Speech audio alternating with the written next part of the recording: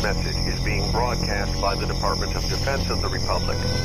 At 2 a.m. Eastern Standard Time, multiple unidentified objects were confirmed to have entered Earth's atmosphere. Discovery Houston, 20 seconds to LOS Idris.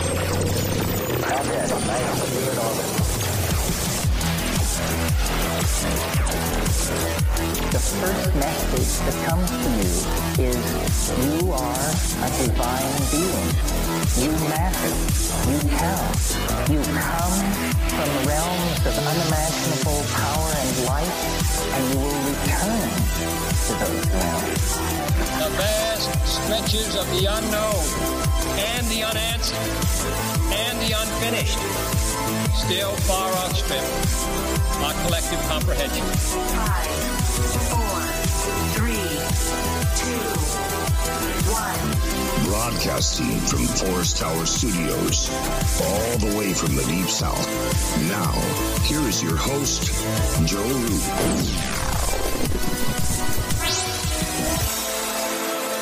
Oh, man, that's a good question. Varla Ventura just asked me, is it Halloween yet?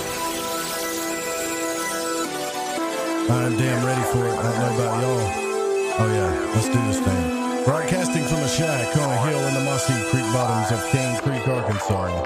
This is Lighting the Void, and I'm your host, Joe Roop. It's Tuesday, October the 29th. Halloween approaches.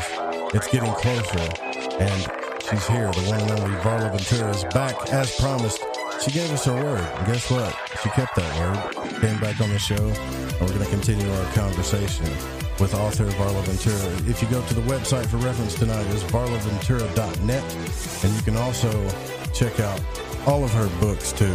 Sorry, my voice was a little bit low. All of her books on Amazon as well. I got all of her books. I'm going to brag about that. Actually, got all of the books, and I'm very stoked about this because this is where the days is over and it's nighttime, and we're going to talk about some dark stuff. Okay, so I hope you're ready.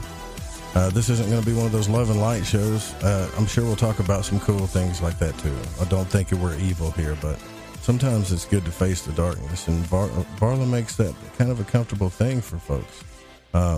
And I got to say that I'm very impressed with the books that she has. So that's coming up. I want to let everybody know real quick that this Friday, I don't know, we're still doing the Halloween special. Don't get me wrong. We've got some really cool stuff for you guys during Halloween. So you guys need to keep it tuned in here. As Halloween gets closer and closer, things are just going to kind of pick up. It's going to get more fun. We're going to have more goofy stuff, scary stuff, terrifying stuff. So I can't tell you because it's going to be totally unpredictable, because this is our favorite time of year here at the Fringe FM is Halloween. I almost messed up and gave away the surprise, but I'm not going to do that. Real quick, let's go through the sponsors. I want to give you guys the sponsors of thanks. GetTheTea.com, AncientLifeOil.com. We love you because we believe in you. You've changed our life. You've helped us stay clean, unsick for the most part, especially during this time. And Ancient Life Oil is not, but I got an email from somebody who says everybody knows that CBD oil is psychosomatic. And I know I don't know if they were playing or not. They put off this kind of playing vibe. CBD oil has changed my life, and so has the tea, and especially G.I. Joy. Now, there's a ton of products on there, but G.I. Joy has helped me. It's helped my stomach issues, and I can't say with what for reasons. The tea has helped me. Ancient Life Oil has helped me, and that's the truth about it. Preparewiththefriends.com. Don't get caught unawares. Also, thefringe.fm/optics. This is a new one, so you guys can go get your telescopes. They've got every telescope under the sun. So these are bigger, more expensive toys, right?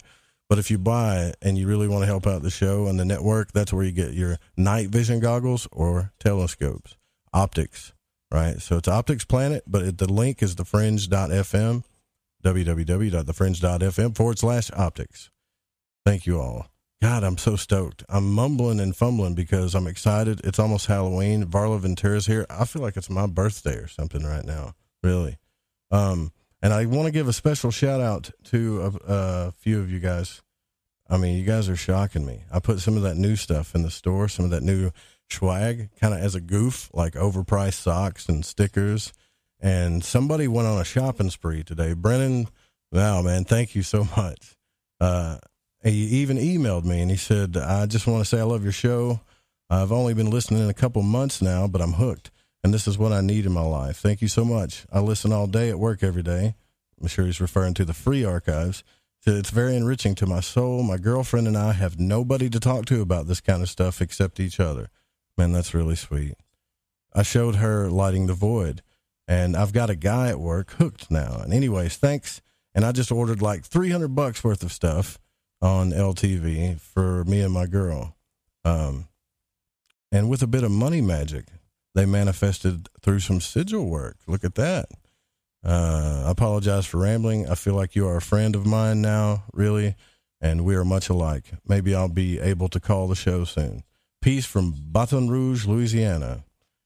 That's pretty cool. And they also said from Brennan to every one of you guys, happy new moon and Halloween and Day of the Dead. That's a really special email. And yeah, we don't make that much off that stuff in the store, but the fact that you went on a spree and you're going to have all that LTV gear is huge. And also, I would say the biggest thing that I really appreciate is I know how it feels to feel like, I see I'm rambling now. Let's get the show on the road. But I want to say this real quick. I know how it feels to feel like you can't talk to anybody about these subjects, or you can't really speak your mind about these things out in the world. So it's really cool for you to say that, and that you and your girl have that kind of special relationship. That's fantastic. All right. If you want to check out anything in ufology, please go to The Real Deal, ufoseekers.com, backed and supported by us at UFO Seekers on Twitter. That's where you're going to get the real information, the bottom line truth. Okay. So, let's bring on our guest. Let's get this done. You want to? I'm ready to talk to Varla. I feel like I'm forgetting something though. That's what I don't want to do. The archives. That's what it is. The archives are coming out any day. Just keep in mind when you sign up to it, it's going to be just probably by the weekend, I'm hoping. But keep in mind when you sign up to it that we're still adding all the back archives to it. And that's it. We're not going to stop until they're all on there. Plus, it's going to have some of my personal audio stuff. Like, I'm really, really, really going to open up to you guys in here. It's kind of scary, actually. And some other things, too. It'll be worth it, trust me. All right. Varla Ventura is the author of Varla Ventura's Paranormal Parlor, Ghost Seances, Tales of True Hauntings. That's a pretty good one. That's my favorite one so far. She's also the author of 5 other books on spooky ooky stuff: Banshees, Werewolves, Vampires, and Other Creatures of the Night, The Book of the Bizarre, Among the Mermaids, Beyond Bizarre and Fairies, Pookas, and Changelings. She can often be found lurking about the deep dark woods and the lakes of Minnesota on the hunt for beastly things and hidden history. And we had a damn good conversation last time. Varla, thank you for coming back on Lighting the Void. It's a real pleasure to have you. Oh, thanks for having me. Happy almost Halloween. Right. We're almost there. Yeah. What do you got planned? What are you going to do? Well, I have a son that I will take trick-or-treating earlier. I just love it because it gets dark so early. So you can go trick-or-treating at like 5:00. And then they get, all sugared up, and then they're done by 9, 10, probably more like 10. I've got a friend visiting from out of town, a good witchy friend of mine that I haven't seen it's been a couple years now. So we have some plans to, I usually just actually keep it pretty low key, have a little fire in my, big bonfire, do some magic, some spell work. Yeah, a little candle magic. I've got, actually for the first time in years, I've got 2 witchy friends. So there'll be 3 of us. So I figured I would take full advantage of their willingness and do some spell work with them. Just give them some candles and just kind of do a little Halloween witchery. And of course, drink and be merry around the fire, and eat candy. Drinking, fire, and candy. That's pure pagan way to do things, right? That's it. That's all you need. It's all you need. It's going to be cold, and we will just burn that fire brightly against the cold and the darkness. Well, So I mean, that's what this is all about, right? Like, to me, I know it represents something historically, Halloween, but to me, it's embracing the darkness, like understanding the whole thing, life, death, that process of death, really getting down to understanding the darkest sides of ourselves, why we're so attracted to fear, why fear manifests magically easier than everything, it seems like, or more prevalently. And it's actually, what I've learned is to be okay with it. Not just be okay with it, but be happy about it. And in a lot of cases, that you even have a dark side. Look, if nobody had we'd all be boring, wouldn't we? If we didn't, we would be so boring. The world would be boring. And I think that's fear is something that is such an interesting topic in general, because we have our fears, as in, we're afraid that we might fail. We're afraid that, our next book's not going to get published, or we're afraid that someone we love is going to go away. We have those fears. And then we have our sort of like almost more superficial fears of the unknown, the darkness, the things that go bump in the night. And I think when you have, horror and sort of ghost stories almost can be viewed as an outlet for people to be afraid, where it's okay to be afraid. It's okay to be afraid in a haunted house. It's okay to be afraid when you're listening to this really freaky story. And it allows us to kind of more publicly or collectively address fears that we're not, that are possibly superficial. And, underlying that, we have these bigger fears. But fear definitely enters into our everyday. And I think what I like about this time of year is I do like that the darkness is it's so dark. It's not just like that summer darkness or the spring darkness. It is just so dark. It is hard to see. And it does drive you more inward naturally. And it's interesting because, technically, for witches, this is the new year. And a lot of what happens at this time of year would be sort of that renewal, or that what you're going to, kind of let go of and then look forward to, much as we do at the calendar new year.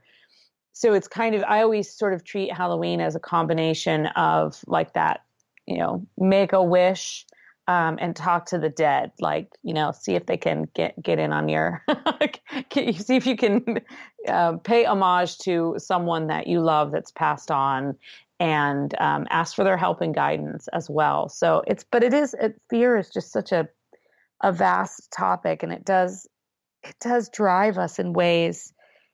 And in fact, some of the best and most fearful stories are usually the ones that are most familiar to us. So you have an author like Stephen King, who is just such a master at setting up just an ordinary little town with ordinary kids running around on their bikes. And then, something incredibly menacing is lying underneath, but you're invested in that, and you could almost see yourself there. And I think that's kind of makes it particularly haunting and sticks with us, when it's something that seems like, oh yeah, I could see that happening to me. See, that just sounds like a good time, right? I mean, come on. Right? So it's, I don't know why. I used to be kind of ashamed of being attracted to dark things so much, and wonder why, we rush to a horror film or a scary movie. But I think what I've learned about it is as soon as we learn to accept it, it kind of, and this is going to sound bad, but it kind of unlocks parts of us that we keep buried, our true selves. You can't get to know your true self without knowing both your light and your darkness. You just can't. And it's good to embrace it. Do you think during this time of year, based on what you've done magically in your life, because we hadn't really got into that. We just started getting into the occult the last time you were on here, right? When you do magic during the Halloween times, is it more powerful in your experience? Yeah, it's interesting. I've had phases, and I would think that most people who are, either in terms of creativity or, sort of a spiritual affinity, I've had periods of time where I'm not feeling it. I'm not feeling it. People will ask me for, a spell for this or that, or a little, what should I don't know.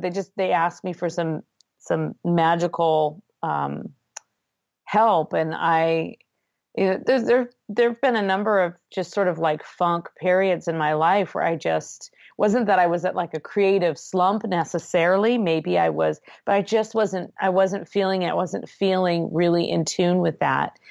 And that has, that it changes and it evolves in different times of my life. Although there was always an underlying, I think we talked about this a bit before, but I now realize how lucky I am that I was raised in an environment in which witchery was a very common thing. Walking in cemeteries, talking to people beyond the grave, doing the tarot. These were things that were not frightening to me because my mom did them. My dad didn't so much, but he didn't, he just had a totally different role, but he didn't eschew them necessarily, but he wasn't a religious man by any means. But I think that I'm fortunate now that I realize that I've always been drawn to these things, but for me, I've always been drawn to them because they've sort of always been around me. Now, keep in mind, though, I have siblings, and they've all got a bit of, witchery in them, a very psychic brother, a lot of like intuition within my family. Most of my sisters enjoy a good stroll through the graveyard, but not necessarily to probably the extent that I have. So it's, it's totally just one of those things. You can have all these people raised in the same environment, and some people are going to be drawn to go to church, and some people are going to be drawn to not go to church. And for us, I was always very interested in the occult, in particular in like medicinal herbs and plants and ethnobotany and things of that nature. I always was very kind of interested in that, and just even from a young age, being like learning a few things from my mom and reading in her books and stuff. So I guess I always feel, it's funny because I actually always feel really close to my family during this time, even though I'm pretty far away from them. For example, my mom draws me a Halloween card every year. She sends me Christmas cards, but every year I get a Halloween card, and it's a witch doing something different. I mean, that's fairly unique. Not everyone can say that they regularly get a hand-drawn witch card from their mom every Halloween, and have for the last, 30 something years since I haven't lived with her. So that's pretty cool. So I feel really, as I go into this time of year, I do feel tapped into that. I think partially because I have this really positive association with the sort of iconic elements of Halloween. I feel so joyful when I see a jack-o'-lantern. Typically, I keep jack-o'-lanterns around year-round to some extent, but I have gotten in the habit of sort of putting a few of those items away just so I can pull them out for the joy of yes, here's all my crazy Halloween stuff. But I think I feel really connected with my mom and, my sisters, especially this time of year, and other friends that I have bonded over just the magic and joy of Halloween. So for me, as I go in, I also kind of I gain a lot of strength from that. So for me, it's a very strong time of year. Whereas midsummer, it's hot. I'm in the middle of a million things. traveling, and I don't necessarily feel grounded or like I have a lot of power in that sense at that time. Not saying I'm powerless, but the heat does drain one. That's a special thing, actually, because when you talk about the cards from your mother and stuff, that a lot of people don't have that, and you should cherish that. It doesn't matter what holiday. I think, I don't know why that just stuck out to me. I guess because I didn't have a mom growing up, it stuck out to me. Well, that's cool that you actually appreciate that, right? Because that's what we should appreciate our families during these times. And I mean, like any, teenage girl, I certainly went through a period of time where I, was disrespectful and didn't appreciate the things, or didn't credit her for the things that she taught me. It was probably more like it. But I do, and I have learned to appreciate her more over time, especially as really since my first book came out. That's when I really realized, because that was a way for me to put, all of these stories that had, it was the kind of book I always wanted. It was the book of the bizarre. And it was like all of these things that I had read as a kid, and all of these influences I had had, and all the spooky stories that people had told me over time. And I got to put those all into a book. And that's when I really started just that feeling more gratitude than anything for just having that kind of mindset that I was able to go to that. I mean, it took me a long time. I mean, I didn't have that first book until I was in my 30s. So it wasn't like I just, was some kind of prodigy out the gate. So there was a lot of struggle in there. And so every time I struggle again, or I doubt, or here we go again with fear, hit that fear wall. I send in a manuscript, and they haven't, I sent in a proposal, and they haven't gotten back to me. And, all those little things that, writers especially have a lot of fear of rejection, but everybody does, to a certain degree. Whatever it is that is really important to you, it's hard to put it out there and share it.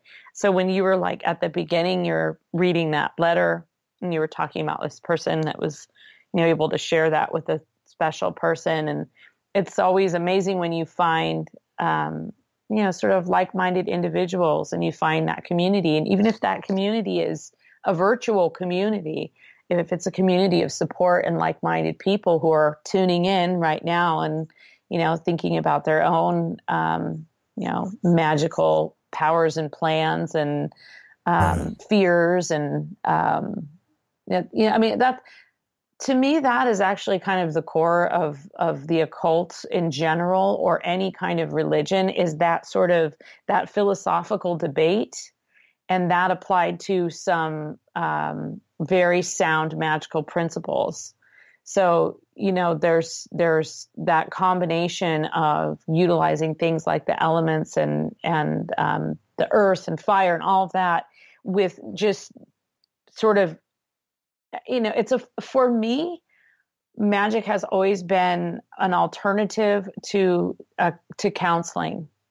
And if I hadn't had magic, I probably would have spent more time getting counseling and advice from someone else. But I had magic, and to be honest, I probably we could all use it, right? There's nothing wrong with both. But for me, it really was like a guiding point. And I think that's true for a lot of people, that they read a book and they feel, I could do that. Or magic gives you power, and it empowers people, especially people who have been made to feel small or powerless in their lives. It empowers them and gives them the tools that anyone can obtain. Anyone can learn to read the tarot. Anyone can learn the principles of astrology. It's just like, it's like math. You just study it, and you can learn it.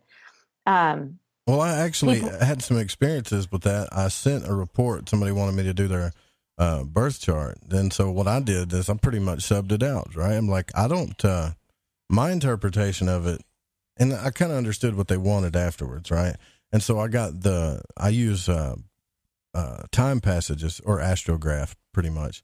And their report is, they see stuff in that report from real big time astrologers that I've never even thought about. And I thought, well, they'll like this because I'm thinking more value for what they offer, you know. But really what they wanted was they wanted something personal from me. So I ended up hurting their feelings because I gave them such a detailed report. And I was like, well, that's what these other astrologers do. At least that's what I thought, right? They use a software. It's really technical because it's real. It's a real very occult science, technical, you know. And then they talk to you in their own way when you could read it for yourself. But what I started realizing as I'm like, there's this book by Stephen Forrester. It's called The Inner Sky. After I read that book, and it's a astrological classic, by the way, I'm sure some people have read it, but I read that book just over the past few days because I felt really bad about this. And I was thinking, you know, they're right. There isn't always a personal touch to it, like a little bit of a personal touch to it when you give somebody an astrological reading, you know. Oh yeah, and I would say the same as with tarot. I mean, you can certainly go to different people and people that you don't know, and you can get psychic readings and you can get tarot readings. But it's interesting because my mom and I both have talked about how we used to kind of almost try and if we were reading someone's cards that we knew, it was really easy to read and really clear what the picture was. And it was interesting because my mom was visiting me and she said, sometimes I feel like I'm cheating. I said, what do you mean? And she said, well, I see it and I just say it, but I'm not researching it. And, you know, and I have some knowledge of the person usually. Right.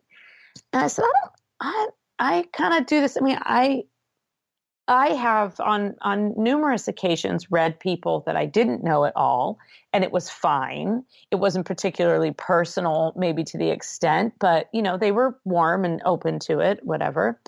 I've had a couple cynics that I've read that just are like stone walls, and you you hit some kind of nerve because that's why they're doing the stone wall thing.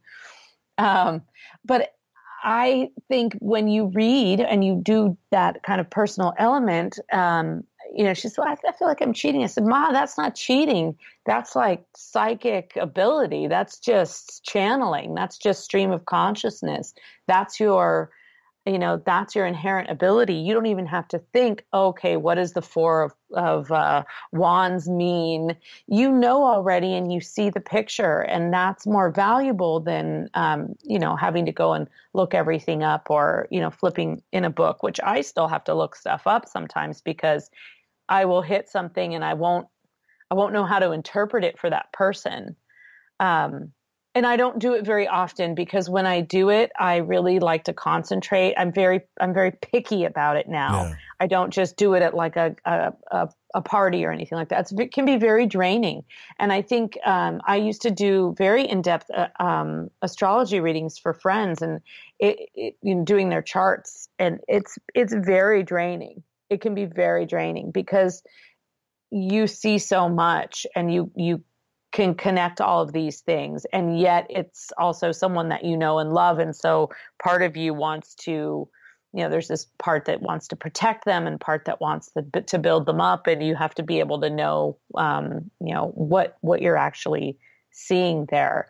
But it can be very, very exhausting. And so that's why, I feel like when people ask that, kind of when they ask you to do something like that, it can be, it's hard to say no if someone really wants you to, but it definitely has to be the right space and place and time, because if you don't have the energy yourself like that, like I was saying, that there have been times in my life where I'm not feeling it, and I don't like to do spell work or really any kind of magical work if I'm not feeling it.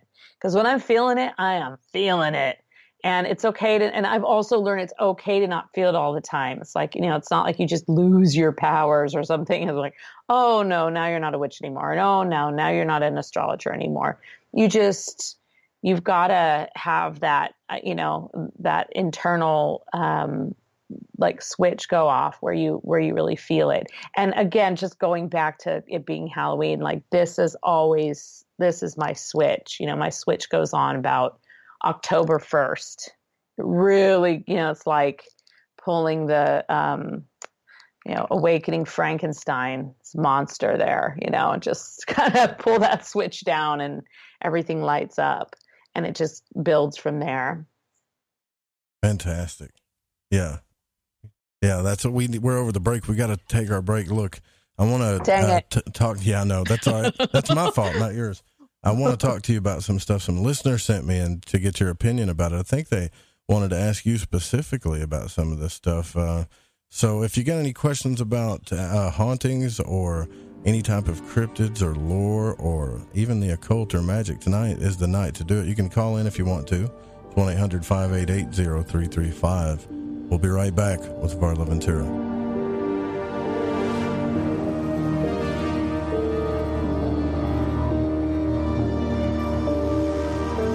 To call Joe, pick up the phone, dial 1-800-588-0335, toll free from the United States or Canada. You're listening to Lighting the Void Radio.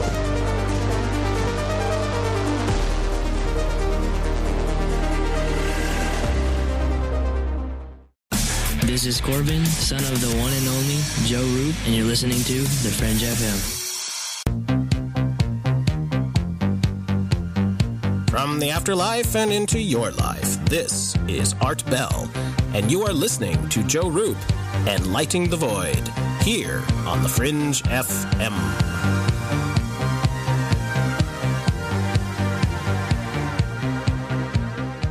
I think by now we can get the information. I love magic, and on Lighting the Void, each and every week, you will get to hear shows about magic, mysticism, and many other subjects that stretch your mind and imagination. So when I got my mind on the magic and the magic on my mind, I listened to Lighting the Void on the Fringe FM. It's magic.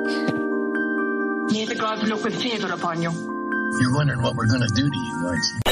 Okay, nurse, let's get this man to the ER stat. Right away, doctor. We see this every day. Heart attack or angina pain due to blocked and clogged arteries. Chelation can remove obstructions or blockages from arteries and help avoid painful and expensive surgery. Now there's Angioprim. It's a liquid oral chelation product that you take with juice. You start to feel the results fast. Angioprim increases blood flow all over the body, and that means more energy and strength to take on the day with less aches and pains. 60 years of research has gone into chelation, and Angioprim is the result. A safe and easy way to unblock your veins and arteries from buildup that slow circulation. Paging Dr. Jones. Please report to the emergency room right away. Log on now to angioprim.com. That's ANGIOPRIM.com. Or to speak with a trained consultant. Give Angioprim a call at 954-882-7221. That's 954-882-7221.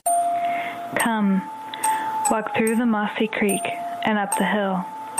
Never mind the flashing lights and otherworldly shadows. They stay hidden within the trees. Come, step up to the shack and begin your journey to the answers that you seek. This is Lady Anne, and you are listening to Lighting the Void on the Fringe FM. Okay, here we go. AncientLifeOil.com. AncientLifeOil.com. Now this is for CBD. AncientLifeOil.com. Again, for CBD. Where do I get CBD? AncientLifeOil.com. It's pretty good stuff. Organic, non-GMO. We are the Ferrari of CBDs. AncientLifeOil.com. You know, they say when you mention a person's name 3 times when you first meet, that you're going to remember. So I'd say to you, nice to meet you, AncientLifeOil.com. It's AncientLifeOil.com, right? Nice to know that you help people. AncientLifeOil.com. Think about this. Occasional stress, occasional anxiety, occasional inflammation, occasional stiffness, and intruders that get you down. AncientLifeOil.com. Okay, so I'm going to give you a fact for the day. So Ancient Life Oil does not help you with business deals. Hold on a second. If you feel better, it could help you make a better decision. Okay, I'm wrong. Just remember to go to AncientLifeOil.com. In the year 2000, 2018, this station produced one of the most terrifying tales ever broadcast on radio. Bigfoot Speaks, Interview with the Sasquatch. This year, we bring you an even more terrifying tale to send chills down your spine. Scary, scary. One night only, October the 31st. Be there if you dare. Alright everyone, this is Justin from the UK. Excuse the chitty. If you're into the Fringe and you want to hear the brass tacks, me old China plate, Joe Roop and his guests on Lighting the Void will open your mince pies. You need to shut your north and south and use your 10-speed gears and listen to them bubble. You could hear a Barry Crocker, no Brussels, but he ain't no holy friar. Anyway, you beat a Barnaby Rudge and take a butcher's.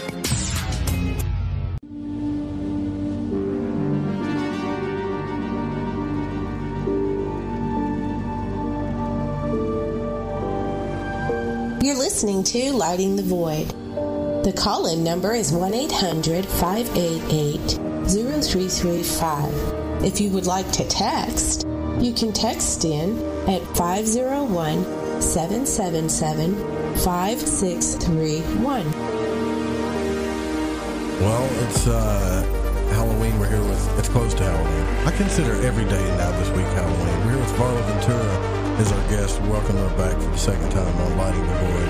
And I want to say something too real quick. You guys, I'm sure you've heard, I don't know if you've heard yet about McKay Manor, but it's all over the internet and Facebook now. It's apparently, we've talked about it a few times.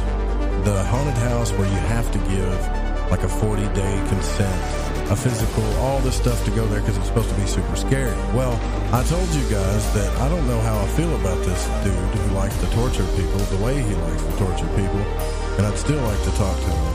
And apparently I'm getting notices now that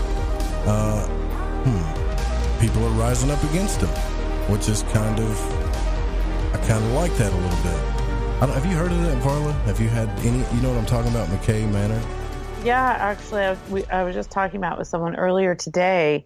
That's the place where no one has like actually made it all the way through, and the guy is offering, he's $20,000. He's offering like a reward or something if you can spend 8 hours in there, right? And you have to sign a contract and say that you're, you have to take a physical enough. Yeah, that you can play sports.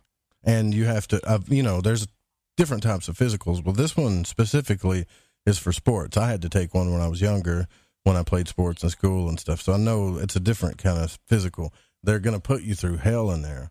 And what I was thinking was, Varla, there's a healthy type of learning to get to the dark side, right? Like accepting your dark side, studying it, understanding it, even celebrating it a little bit. But then there's some sadistic type stuff that happens that as I'm watching this dude torture people, I'm watching his eyeballs. Actually, it was a very close friend of mine who said, look at his eyes when he's saying this stuff, when he's torturing people.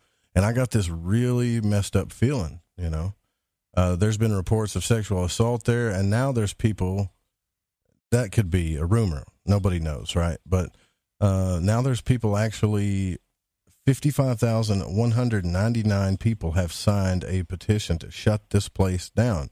And he has figured out a legal way to pretty much torture people. And if you die, you die. You sign it, But has anyone ever actually died? I don't think so, but I don't know. Has anyone, what's in it? Has anyone made it in there long enough to say what's actually there? Well, for the most part, all he shows us on the video is what he says. Like if you go to the YouTube channel, he'll say, hey, were you forced to do any of this stuff? Could you leave on your own will, right? On your own free will? Did we physically torture you in any way or something, right? So he's got every I dotted and every T crossed, okay, when it comes to the legal stuff. But the torture that people go through, you can see it is very real. It's like an extreme haunt is what they call it. And Frankie Tower started It actually kind of reminds me of this thing that I tried to get some friends of mine to do, and no one would do it, and there was no way I was going to do it alone. And this was several years ago. It was called like the Great American Horror Camp or something like that. And you camp out all night. You can stay in the yellow zone, which is just kind of like people watching horror movies all night and hanging out. Or you can stay in the, whatever it's called, like the red zone. And the red zone is the zone where like basically all bets are off. And, you know, someone can take you out of your tent in the night and take you, you know, running through the forest or whatever. There's this whole kind of scenario set up. And I almost had my sister, who really likes horror, I almost had her up for doing it. And she said, but what if somebody takes you and then I'm just there alone and like, I can't find you? And I was like, ooh, that's a really bad scenario, actually. Because you're thinking, oh, I can do this with my friends. This would be fun, right? Because it's kind of fun to see how, like, can you handle it? Can you know? But then, you know, she was just like, what if somebody takes you? I was like, God, I don't know if we could. I mean, she just sounded so horrible. The way she put it, it was like, I would traumatize her just by putting her through that. So we never did it. And to be honest, this was several years ago. The world's a little bit of a different place now in many ways. And I don't know that I would not be afraid of the people who are working there who have costume characters. And I would be afraid of the weirdo who shows up just to, you know, just to, actually go all the way. That's what I'd be afraid of, the like more human element of it than the sort of play element of it, right? So that's kind of what I wouldn't be thinking, oh my gosh, I'm in this scenario and this is possibly real, but it's the, you know, person who shows up with a assault rifle or something. You know, that's more frightening to me than someone dragging me from the tent. But yeah, I don't know. I don't know about that whole, I mean, part of me wants to see it just to know what is the big deal. The other part of me thinks he's really playing on the big deal factor. You know, it's sort of that, like, you know, now it's being really built up as being this thing. I mean, that could all be a publicity stunt. There could have been like one person who's gone in there all these years and it's all totally contrived. So we don't, you know, I don't know. It seems, I'd never heard of it before this year. Had you? Well, no, I hadn't heard of it before this year. But when I saw the video, I just saw an article, that was it. And I feel like it went viral, like after I talked about it. Now, I'm not saying that I'm the one that made it go viral. It just happened to do that, you know, and everybody was talking about it. And so all I saw was an article titled, you know, the most haunted house in the world. You need to sign a 40-page petition. And I was like, my goodness, 40-page, not petition, but consent form, right? And I was thinking, my goodness, what could that be? So I looked it up, and it had all these stipulations, which obviously is going to get me curious. So I looked into it, and you can't really tell. Like he's got these people walking around with headphones on, and they got crap all over their face. Some of them look like they've been buried alive. Some of them, he's got their lips kind of like stuck open and dried out, and that's okay. Like to me, he's pushing them almost like the military would, where they push you mentally and stuff to see. But that's what it appears. But what are they saying really to him? What are they really doing to him? He's only showing us clips, and that still didn't get to me. What got to me is when a person was about to give up, right? There's two things that got to me. One person was about to give up, and then he decided to put this person on video as they were about to give up, because so many people have given up. And he makes them say this big, here's another thing that freaks me out. I know I'm rambling, Varla, but I'm sorry. Here's another thing that freaks me out. He makes them say this big, long phrase for a safe word. Safe word should be like red, yellow, watermelon, you know, supercalifragilisticexpialidocious, stuff like that. Not a paragraph. So if they can't say the 3 sentences, he doesn't let them go.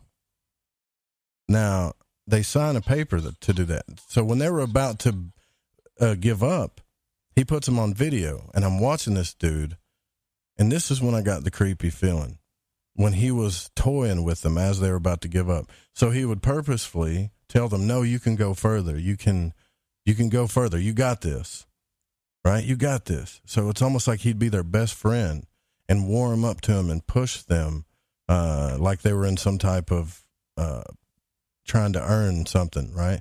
And then when they'd go to give up, he'd tell them to beg, right? God. And he kept doing that back and forth.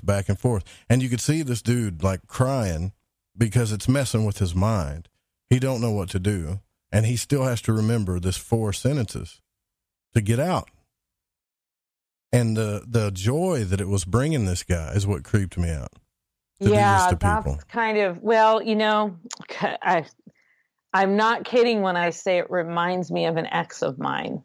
Like really, there are definitely, you know, there are people who enjoy horror and like to make their friends scare and you know, prank them and all of that stuff. And then there are people who like to watch the movies about, you know, various forms of death or, you know, there are people that are kind of on the other side of that. And I don't know. I don't know. I guess I don't either, but I'll tell you one more thing too that got to me. Well, it's a very machismo kind of approach to fear, really, right? It's this like, oh, who's going to tough it out, right? Like I'm tougher than everybody else, and I'm just going to tough it out no matter where my mind goes. But the thing is you know, great. That's great if you've never had any kind of psychological trauma in your life. Or abuse. Great, go for it, experience it. But if you have, the last thing you want to do is put yourself in a position in which you would have to relive that again. So, which is, you know, quite frankly, probably the majority of us have had some form of psychological or physical abuse that we have not fully reconciled and probably never will. And he's aware of that. And what I heard is he purposefully pretends to be your best friend and asks you questions to figure out what your fear is. Like, what is your biggest fear, right? So I'd be like, my biggest fear is like a giant bottle of wine. Yeah, I think always being there. He's smarter and a lot than of that, cake. though. And how come people are going down there and before they even get out of the car, they quit? And all he does is videotape that part. Man, you didn't even get out of the car and you quit.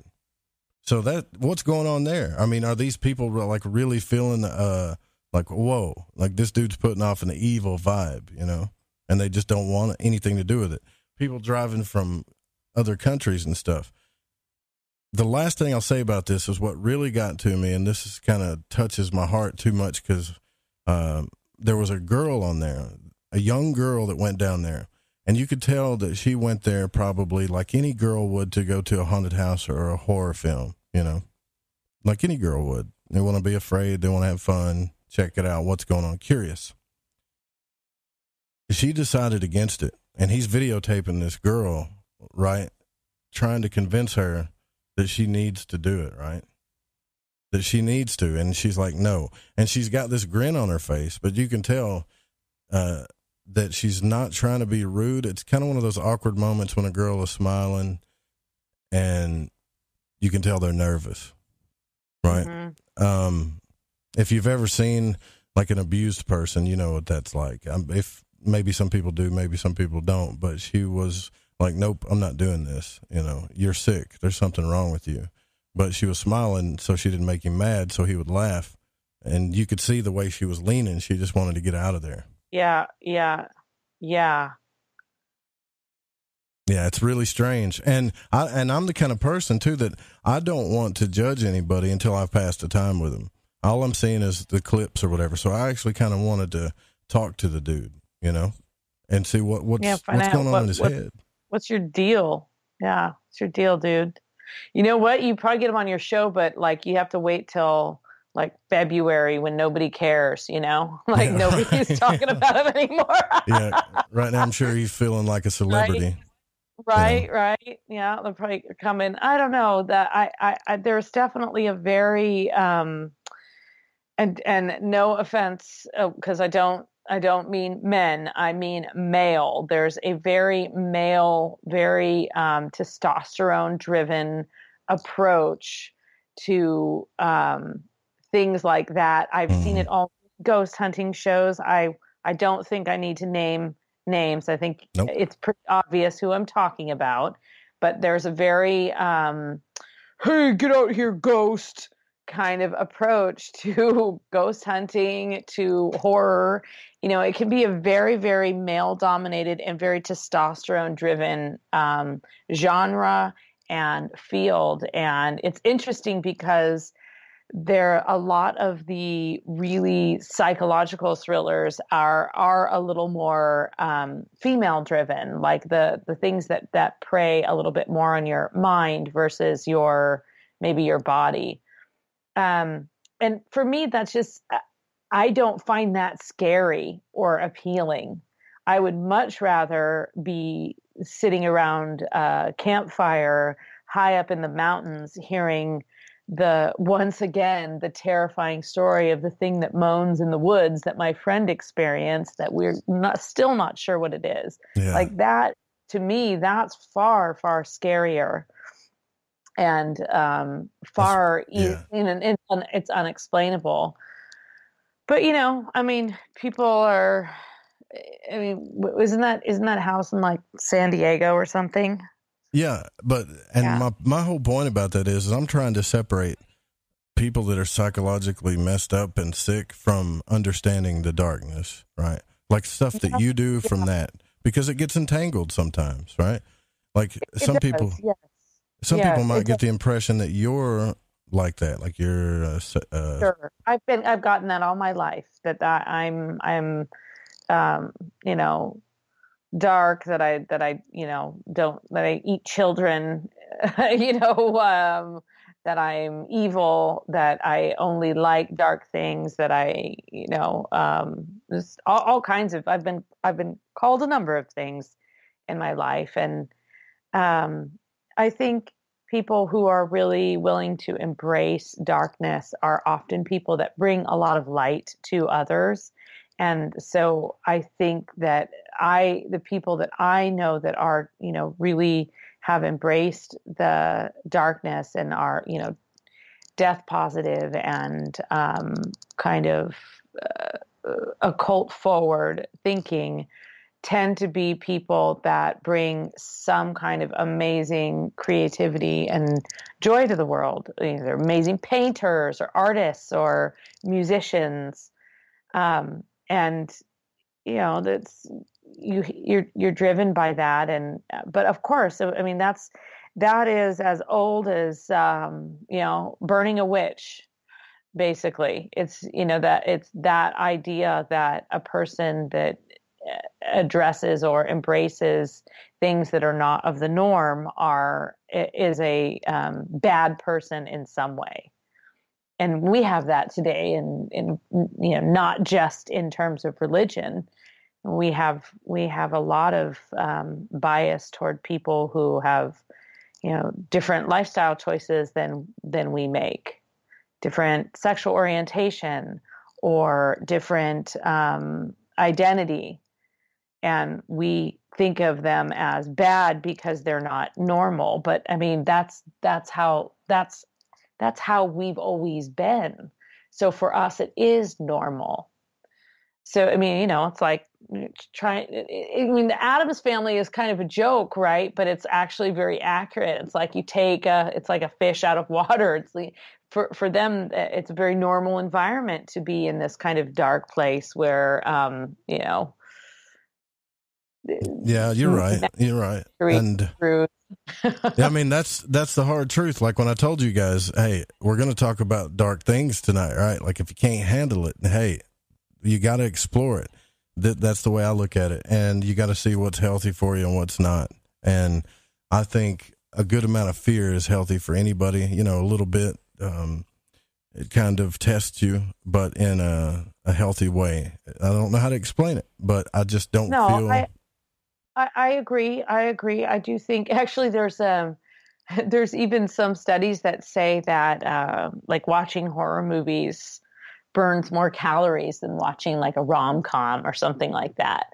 So there is a collective bonding that happens when people are afraid together. And so I do think that's why people are attracted to go to, horror movies or haunted hay rides or whatever it is.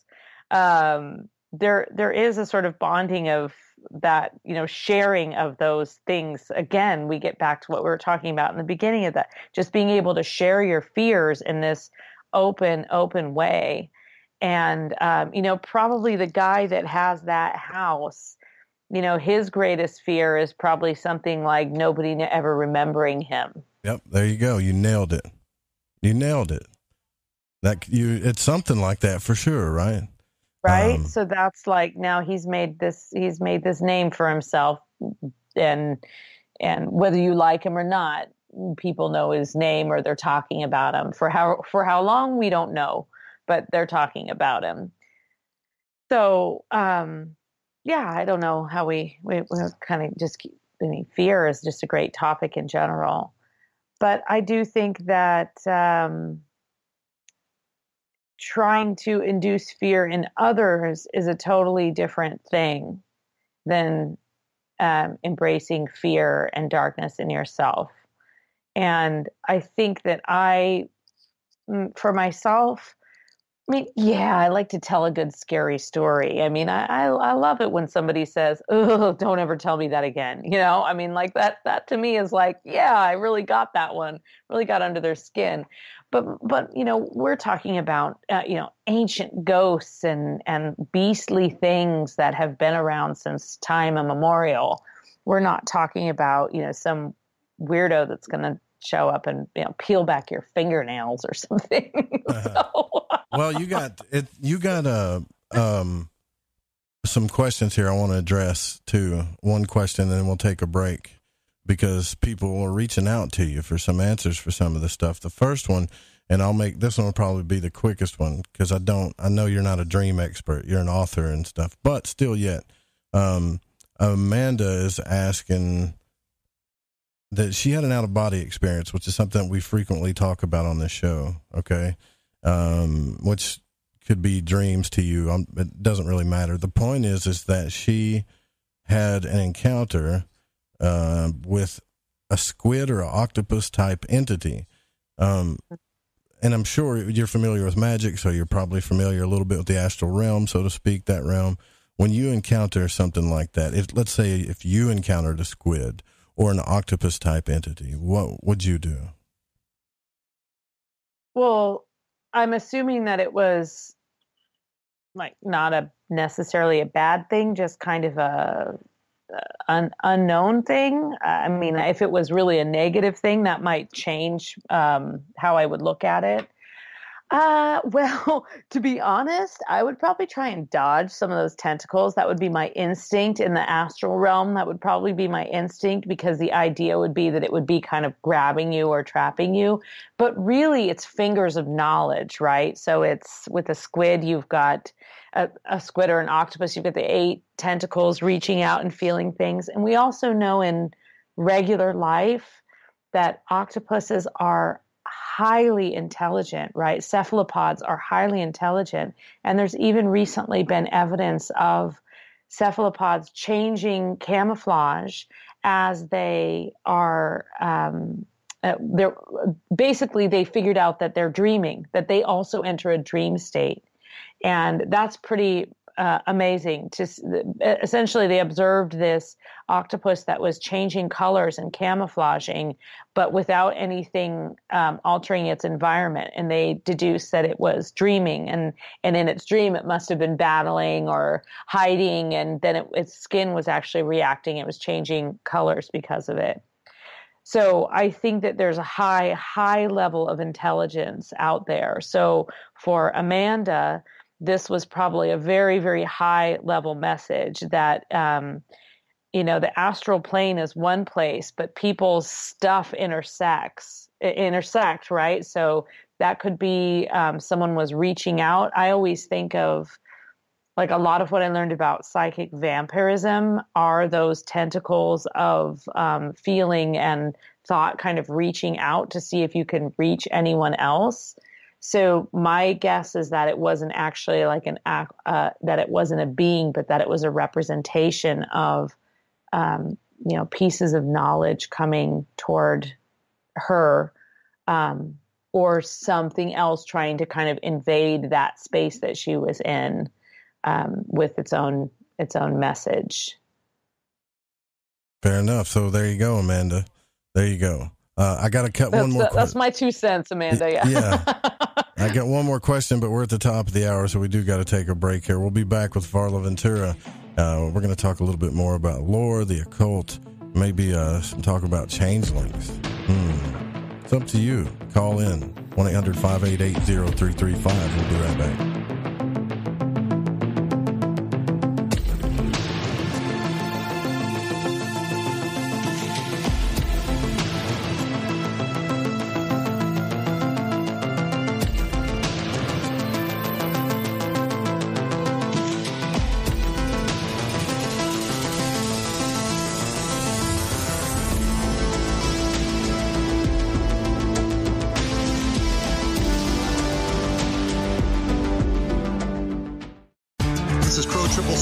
And you are listening to The Fringe FM.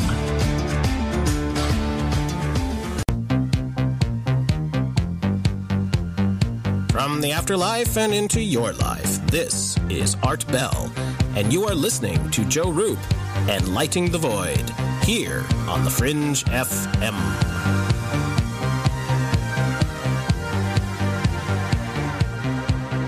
Get the Tea is the #1 cleansing tea in America. We cleanse you with organic ingredients, and when used daily, you can increase your energy. Cleanse from intruders that set up camp in your colon. Cleanse your colon and feel the difference. Colon cleanses can be uncomfortable. Not Life Change Tea at GetTheTea.com. Life Change Tea is mild yet truly effective. Cleanse your insides every day. Easy to make, easy to use, and feel the results. Are you sold? Okay, then here's how to order. Log on to GetTheTea.com. That's GetTheTea.com. Look for our specials on the front page. Get the Tea also carries top-rated supplements for those who care about their health naturally. Again, log on to GetTheTea.com. That's GetTheTea.com and feel the results. And for those of you that arm yourself with information, come to our webinar every other Monday at 5 p.m. Pacific time. That's every other Monday at 5 p.m. Pacific. You can sign up at GetTheTea.com. I'm Ryan Gable, and I want to remind you to keep your radio, phone, tablet, or computer tuned to The Fringe FM, and visit the website thefringe.fm to listen to the entire lineup of shows. You can also catch my broadcast, The Secret Teachings, Monday through Friday, beginning at 12 a.m. midnight U.S. Pacific Time, right here on The Fringe FM. Alex X. Hi, I'm Alex Exum, and you're listening to The Fringe FM. OMG! People are jumping on board to the Life Change Tea Regiment. Brew, steep, and drink for a gentle, taste-great cleanse. It's changing how they feel. See what everybody's talking about. Log on to GetTheTea.com. That's GetTheTea.com. Life Change Tea aids in digestive slowdown and helps people get moving down a healthy path. We won't make claims. We'll just let you decide. Experience is much better than a commercial anyway. If you want results, log on to GetTheTea.com and purchase your super strength cleansing tea. You won't be disappointed. And if you're looking for some mind-body suggestions, go to YouTube and punch in the search bar Health Matters Now. That's Health Matters Now. Put power into your health now. So, GetTheTea.com. That's GetTheTea.com for super strength tea. And YouTube, Health Matters Now. That's Health Matters Now for valuable suggestions. GetTheTea.com. The tea that makes you go. This is Reverend John M. Polk. Please visit me at johnpolkmedia.com and visit my show, Quantum Hologram Matrix, 5 p.m. Pacific, 8 p.m. Eastern, every Tuesday on thefringe.fm.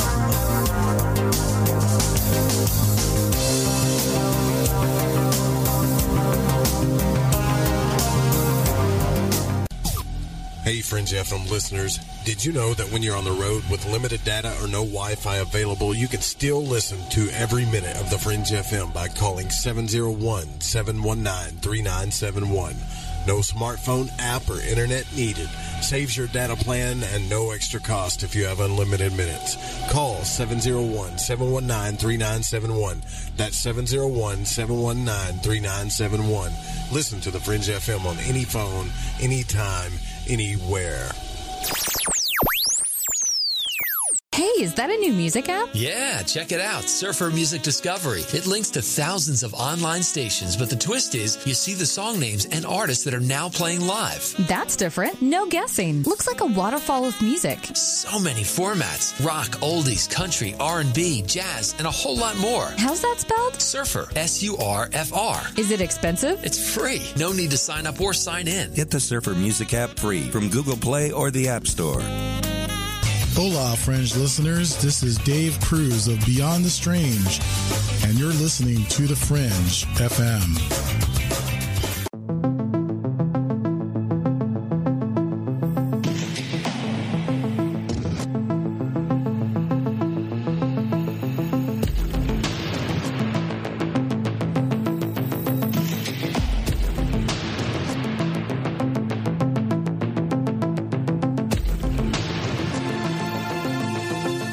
Welcome back to Lighting the Void. Our guest tonight is Varla Ventura, author of several books that everybody loves. Let me tell you, too, real quick about your books. They are a treasure, because as soon as I got some of your books, I didn't have them long. People, I still have a couple, but people want them. I mean, there's something about them. Did you put some magic stuff on your books? You did, didn't you? You know, there's the person who designed the covers put a very special, it's called what did he call it? He put a special coating on it. He ordered a special coating.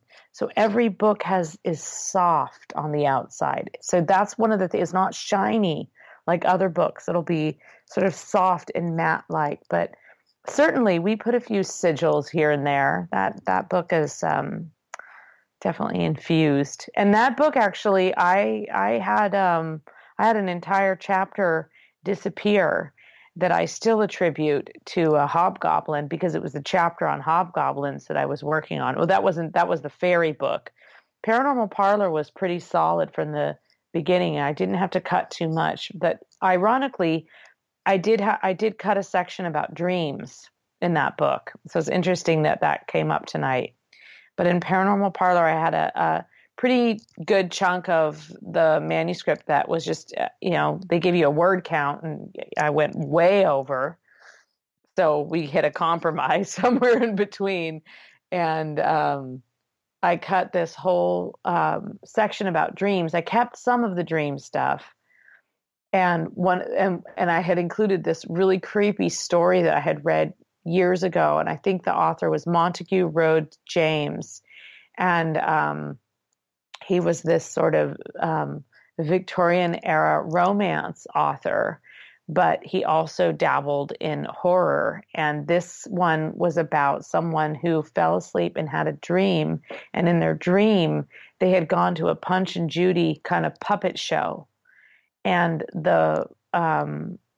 it sort of went terrible from there. The whole thing was actually, the puppet show was enacting a murder that had taken place, and they were the puppets were bludgeoning each other and all of this stuff, which that Punch and Judy was kind of like that, but then it just got to this whole other level, and then this person woke up and realized that they had actually witnessed a murder, but they had witnessed it psychically through a dream puppet show. And it was really creepy, but that got cut. So we'll save that for another book, I guess. Wow, that's really cool. Well, it's really interesting too. All right, let me ask one more question, and I'm going to dig into some occult stuff here from a listener. Would you ask her about Wendigo psychosis? Do you know what that is? Wendigo. So I know what a Wendigo is. I'm not really sure what Wendigo psychosis is. A Wendigo is sort of a notoriously voracious creature, usually from people indigenous to like the Midwest, sometimes the parts of Canada. And sort of the area where I live, there are a lot of stories about Wendigos. I live in Minnesota. And the Wendigo eats people. It has a terrible appetite, and it kind of can't be satiated, and it will actually devour people. And in the times that I've read stories about the Wendigo, it actually reminded me of the Wendigo does tend to appear. It can appear different times of year, but it often appears in winter. It's associated with hunger. And I do think it comes to that point in which you're so hungry that you would actually consider, killing someone to eat them. And the Wendigo kind of is the warning against that. And that's a way to keep that balance, at least psychologically, using the art of story to keep that balance from having anybody go over the edge completely, which we saw during the Donner Party. And interestingly, I have a really good friend who is a very well-respected archaeologist in the state of California, and he was up kind of at Donner Pass, and he heard this story about the Donner Party was coming through, and they had already kind of, all these people had died, and they were basically at their wits' end, and they resorted to cannibalism. What they didn't know is that the Native Americans had been tracking them for quite some time, and of course, at this time, because of all of the aggressive contact, people were leery of each other. And so they were tracking them to see what these people were doing, and not more than, a mile from where they could have gotten help, because they turned and they started eating each other. That's when the local population was just like, no, we cannot. Look at what they're doing. They're evil, weird demons. They're eating each other. That is wrong. And, so it's kind of interesting because in that story of the Donner Party, and I grew up in that area, so you heard that story over and over again about the Donner Party and haunting, it haunts you through the winter when it gets so cold and there's nothing to eat and you can't get your car out and all of that. You think of the Donner Party, don't do what they have done. But I think the Wendigo serves sort of that fierceness. So I don't remember the other part of that, the Wendigo psychosis, but I don't know if I answered that. Well, I mean, all. I think when you use a phrase like psychosis, because I've gotten this question a lot from a couple of listeners about how do you determine if somebody that's schizophrenic is really schizophrenic? Like, apparently a couple of listeners have people in their family that hallucinate, but they also see things, right? So they get confused as to what's really there. Is it a real, what are they seeing, what they really see, that kind of thing. You know what I mean? Yes. Yeah, well, I mean, I have an example in the Paranormal Parlor book about this woman. Her name was Leonora Piper. And this was probably mid-1800s that Leonora Piper was diagnosed with a brain tumor. And then it's unclear if she was ever cured of this brain tumor. But not long after having this diagnosis, she began to go into trance. And she would go into this trance state and she would channel. And she ended up over a period of 15 years channeling about 10 different entities, including in different languages, in different dialects. And she was actually investigated extensively by the Society for Psychical Research. In England, they came over and they investigated her, and there was an American branch. They investigated her, and she was never shown to have, basically they never could prove that she wasn't authentically channeling these entities. They could never trip her up. They would ask her the same question, and they would, ask in different ways.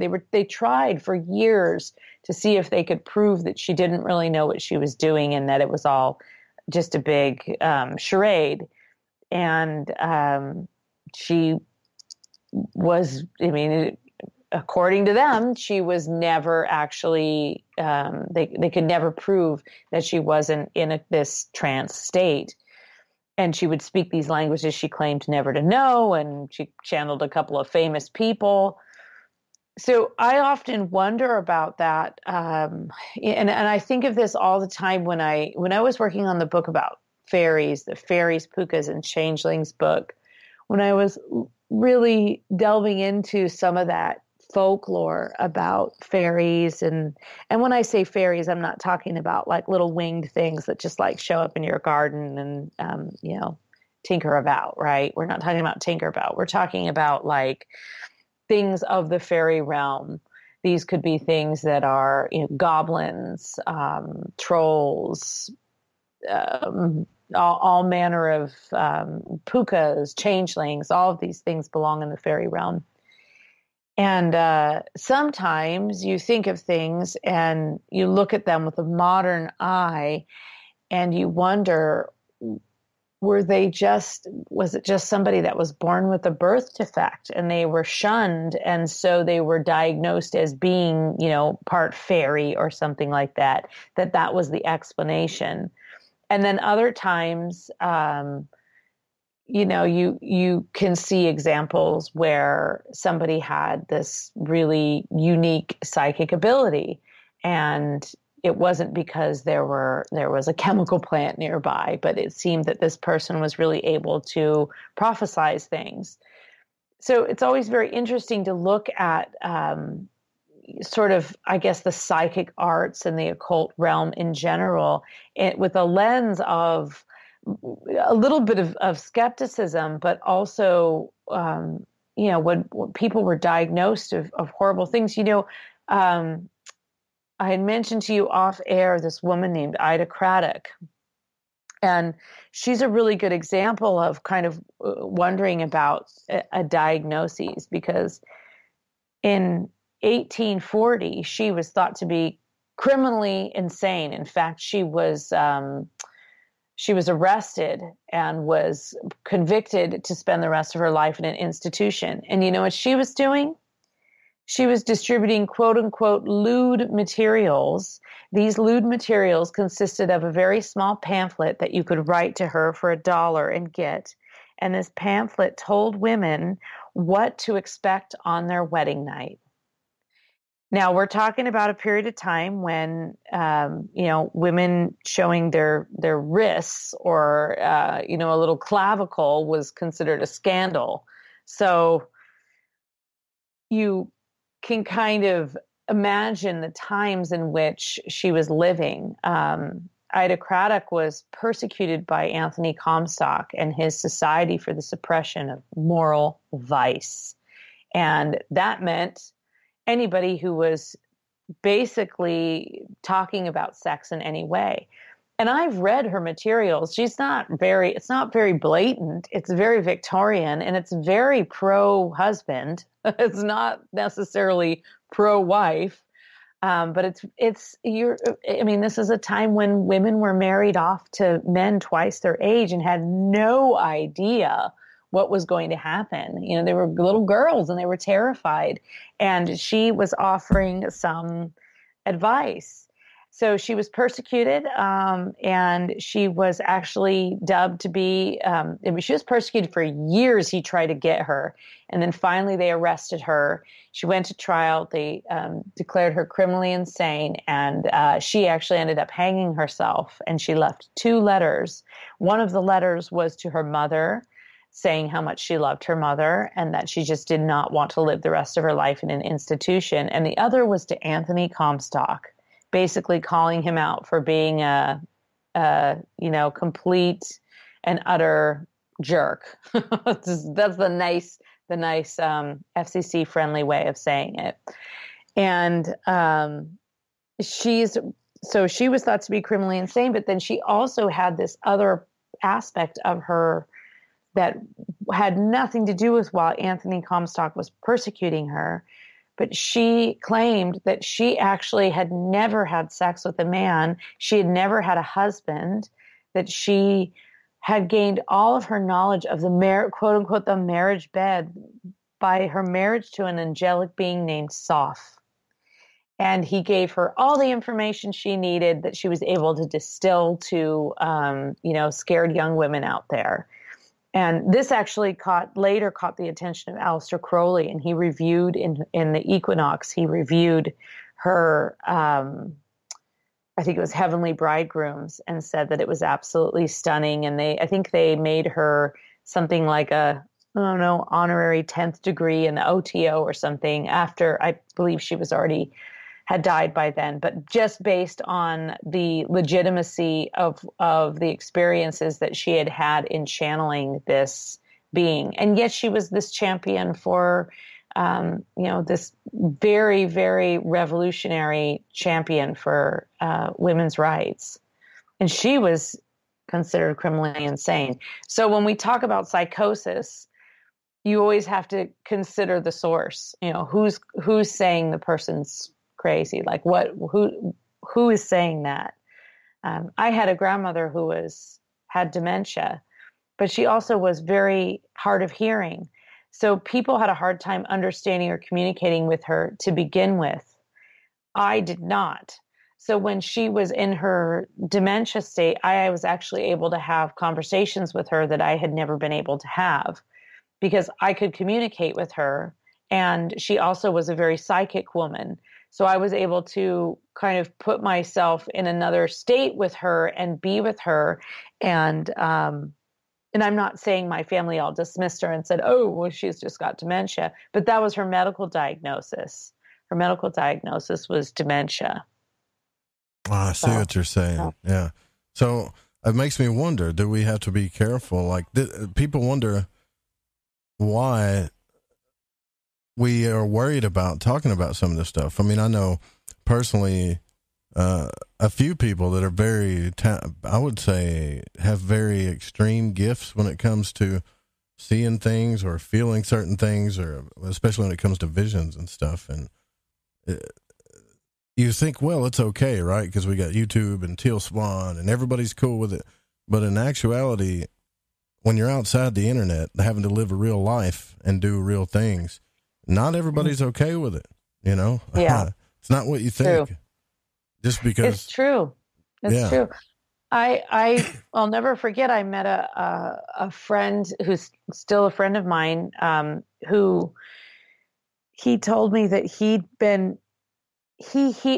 heard so many voices that he no longer could really walk by cemeteries or places where a lot of people had died because he heard so many voices, but that he as a child kept, was raised in a very strict religious environment and a Catholic environment. And he kept quiet so all of this time he's hearing these things and he didn't want anybody thinking that he was crazy. And he didn't want to say what he heard, but meanwhile he's, keeping it all inside. And it wasn't glamorous at all. It was very torturous for him. And he gave me a lot of perspective on that, because up until that point I was like, woohoo, ghosts, everything's great. And he was like, great for you. They're not swirling around your head constantly, like trying to get you to be their messenger. They just stop by your house and rest a little bit and then move on. That's what he told me. I was like, oh man, I'm like the way station. All right. So, but it was really, he did give me a lot of perspective on that, because that, again, it does come down to like what you've been sort of taught is okay. And if you've been taught that is not okay, or if you've seen ghosts since you were a kid, and everybody's just dismissed you and told you you're making it up, you start doubting yourself and you start feeling crazy. And that's a very insecure and uncomfortable place to be. So it's a hard fight to get to the surface of that and know that, you know, you have gifts and it's a good and beautiful thing. And our current society does not embrace those gifts as certainly as it could. It really doesn't. You would think they would by now. It's almost 2020. We're getting closer to the new year.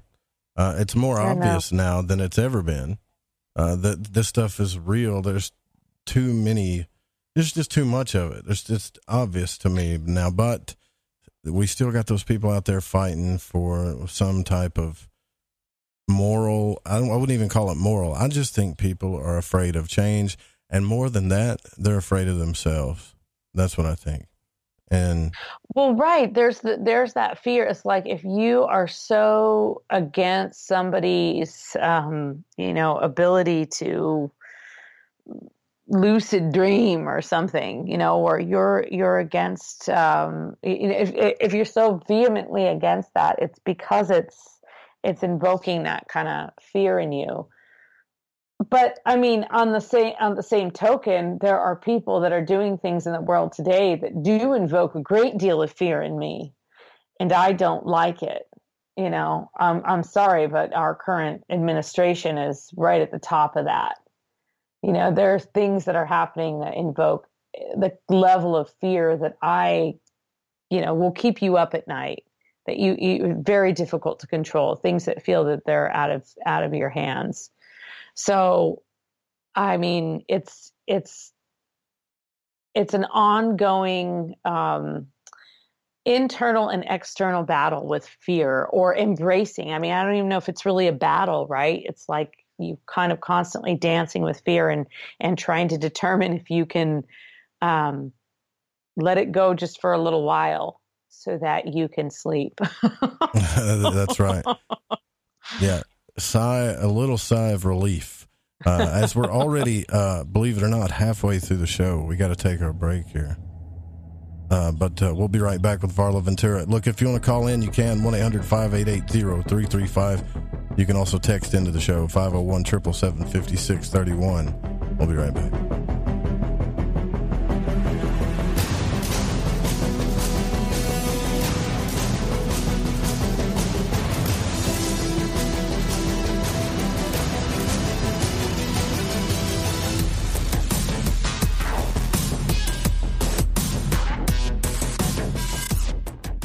Thanks for listening to this broadcast. Need another late night fix? You can tune in every weeknight to Lighting the Void with Joe Roop on The Fringe FM.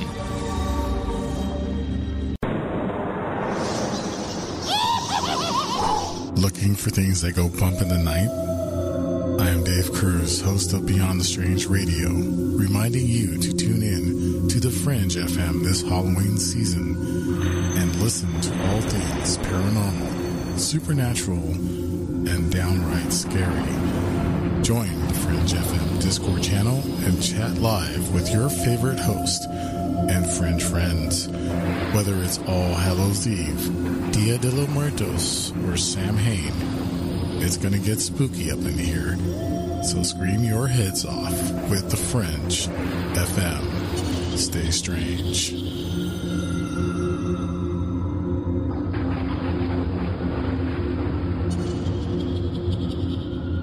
Hi, this is David Oman with HouseAtTheEndOfTheDrive.com. You're listening to KTLK, The Fringe FM.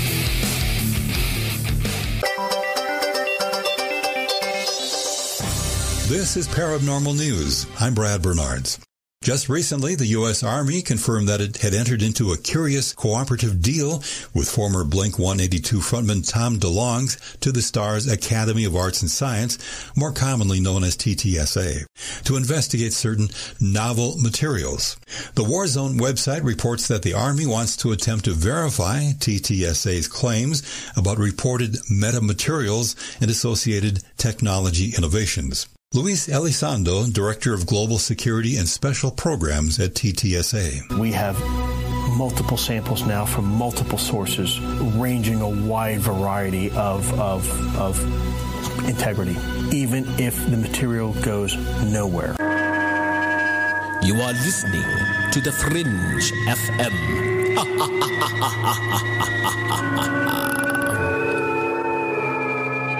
I like to listen to Lighting the Void because of the guests, the content, and the host, Joe Roop. He's smart, he's intelligent, and he seems to ask the questions that we all have on our mind. We're all searching for the truth, and Joe helps us get closer to it. I love this show. I love this show. I love this show. Lighting the Void. What's up, Joe? Hey, man, I just wanted to say your show, dude, keeps getting better and better and better. I love Lighting the Void and the Fringe FM.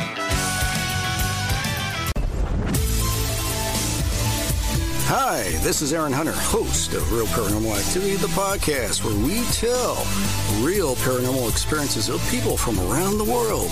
And we also conduct interviews with authors, investigators, psychics, and mediums. Real people, real stories, real fear. Thursdays at 6 p.m. Pacific, 9 p.m. Eastern on The Fringe FM. See you then. Hey, this check is wrong. I worked a holiday and 7 hours of overtime. Not getting paid correctly is a real pain. It could also hurt our boss if our company provides out-of-compliance checks. That's right, construction companies doing business with the government can get fined, or officials of the companies can go to jail if the checks aren't right. It's a law. The Davis-Bacon Act has 30 compliance issues for every check, but there is an easy way for construction companies to be in compliance. EMARS offers Compliant Client, a web-based system that finds and corrects all 30 of the possible out-of-compliance check issues. Users of Compliant Client report an 80% savings in time and money. Running a weekly payroll usually takes about 5 minutes. All 15,000 plus clients of EMARS have never had a legal compliance issue. Plus, they sleep better on check day. Contact EMARS at emarsinc.com or call 480-595-0466. The Fringe FM isn't just a radio station. We also provide services for all your audio production needs. If you are interested in live radio or pre-recorded podcasts, we're here to help. We even do audio enhancements and voiceovers if needed. If you want to do a podcast or live radio show and even want the option to syndicate on terrestrial radio, from simple audio file enhancement to live production and call screening, we have you covered. We have worked with some of the best professionals in the business in order to provide coaching instruction for content creation, show structure, and more. Contact The Fringe Digital Media for more at info@thefringe.fm. That's info@thefringe.fm. Or call 501-777-5631 for a consultation. Do you want to know the truth? Are UFOs real? Are aliens visiting Earth? Are governments around the world hiding the biggest secret in history? We're UFO Seekers, official partner of The Fringe FM, and we're on a hunt for the truth. Join us as we investigate locations like Area 51 by subscribing on YouTube at youtube.com/UFO Seekers.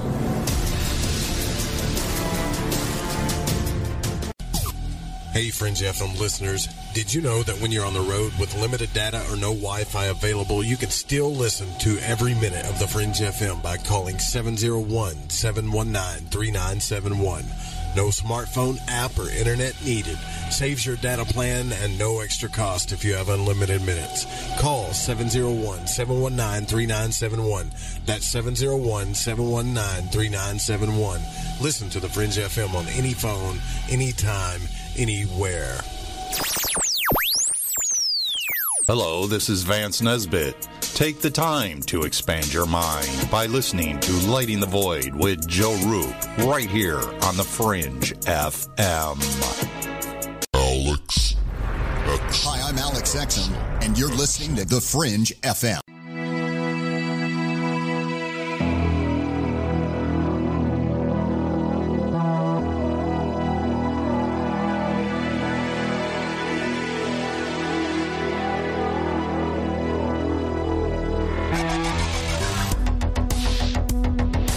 Hey, welcome back to Lighting the Void.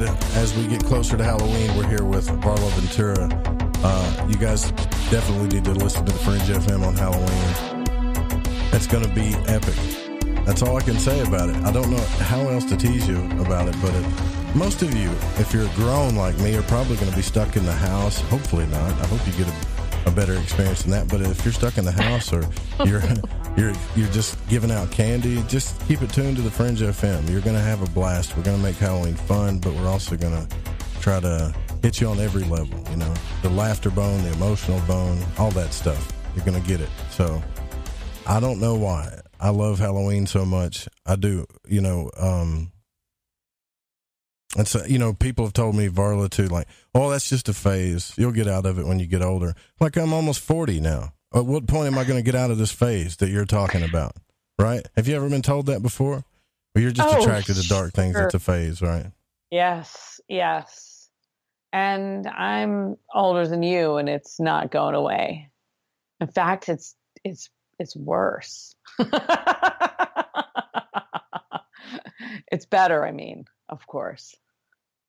Yeah, it is. And it's one of those things where people don't understand it. And I'm hoping there's actually going to be some content later tomorrow night that I'm hoping that y'all will understand what I mean by that. And I'm not the one that did the content. It's going to be, you just need to keep the station tuned in. It's very cryptic. It sounds like we just have to tune in constantly. Yeah, you just better keep the station on. That's all I got to say. Just keep it on. Yep. Awesome.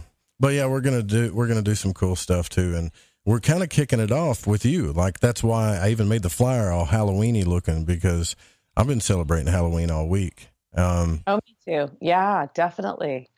When you were a child, Varla, were you always into? Last time you told me that you grew up in a household where these things were accepted. You know, it wasn't weird. You had a really cool mom. You guys did this stuff together, right? And I don't want to quote you wrong, but that's pretty much what you told me. Oh yeah. Halloween is a big deal in our house. Big deal. Probably, I mean, I'd say like Christmas time, just because we were kids and we would get stuff, was a pretty big deal, but Halloween was a huge deal. And, we would always, there'd always be dressing up. Didn't usually have parties. Usually went out trick-or-treating in the like town, because, you know, I lived in the woods most of my life. So town was this like adorable Victorian city nearby us. And we would go trick-or-treating, and it would either begin or end with a walk through the graveyard. Always. That was just our tradition. We would always walk through this old cemetery. And my sister still lives in the town. They do that with their kids, and their kids are kind of grown up now, but they always end the trick-or-treating night with a walk through the cemetery. So wow. It was great. What we're going to be for Halloween, planning it out, and yeah, absolutely a big deal, and we just had a lot of fun. But I think we also kind of understood a little bit of what Halloween was all about. And it was also an excuse for, my mom to be sort of outwardly witchy, because I think she was not necessarily in an environment in which she couldn't be herself, but at that time in the 80s, for women who weren't, had sort of an alternative religion, if you weren't like really kind of more goddessy and into the goddess stuff, which she later got into, and you were a little more just kind of hardcore witch, it wasn't always that easy to make friends, I guess. So, she managed pretty well. And I think that she did a little bit of, my sister and I think we were dressed up as little twin witches until we protested and wanted to be something else, until we had minds of our own and decided what we wanted to be for Halloween. But otherwise, we were dressed up as witches every year. So, I always really enjoyed Halloween. So it's just Yeah, and I would say for me, like I put my decorations up gradually. I always like to.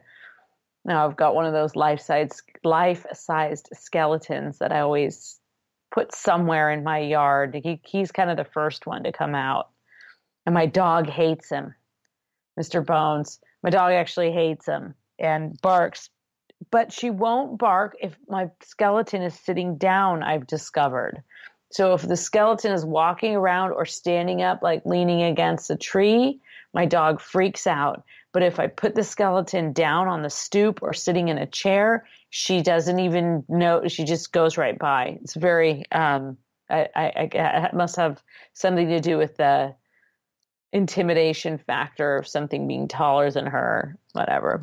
So, but for me, I would say about 5 days ago, that's when you could really feel Halloween in the air. It got colder. The leaves started swirling around. You started seeing pumpkins on all the porches. It was really getting dark very early. The sky was mostly gray throughout the day. Not just, the climate where I live was like, it was very, very pronounced. And I felt like, yes, okay, this is Halloween week or Halloween month. Well, I think that I feel the exact same way. Like as soon as August, like I start really getting excited around the end of July, actually, because I know it's coming. And the thing about it is I'm starting to find out, and especially through you and the others that have came into my life, that I don't know as much about the darkness as I thought, but I'll give you an example. All right. So when you came on the show the first time and you talked about changelings, there was something you told me off air but I don't want to share it. But obviously this subject. Oh, you could share it. Well, no. This subject makes people, I'm not going to tell that, but. Oh, never mind. Yes, you can't share that. This subject now I know what makes people uncomfortable for some reason. And yet it's there. You wrote about it. And, I want you to freely talk to my audience about it without worry, and tell me about the mystery of the changelings and why you chose to write about it and what your thoughts are on it. Well, I think it bothers people because the legends and the stories of changelings usually involve children or babies, and so that immediately kind of makes people cringe a little bit. But it wasn't just me. William Butler Yeats wrote about it too. So he's kind of one of my primary sources on the matter. So a changeling is essentially a fairy switch. And I want to kind of set a little bit of the stage here about the fairy kingdom and the fairy realm. And in particular in Ireland, which is where a lot of the stories about changelings come from. Ireland, other parts of the UK, Wales, Scotland to a certain extent, but in particular in Ireland. When you think of the fairy kingdom, the fairy realm was also the underworld.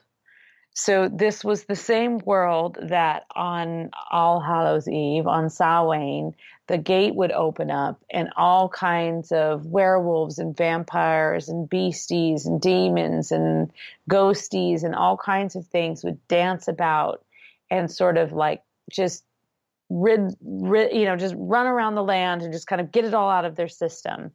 And people would dress up and disguise themselves also as witches and ghosts and vampires and werewolves in order to sort of blend and not have an entity attach themselves to them and bring them bad luck throughout the year. So that kind of all goes back to the origins of Halloween.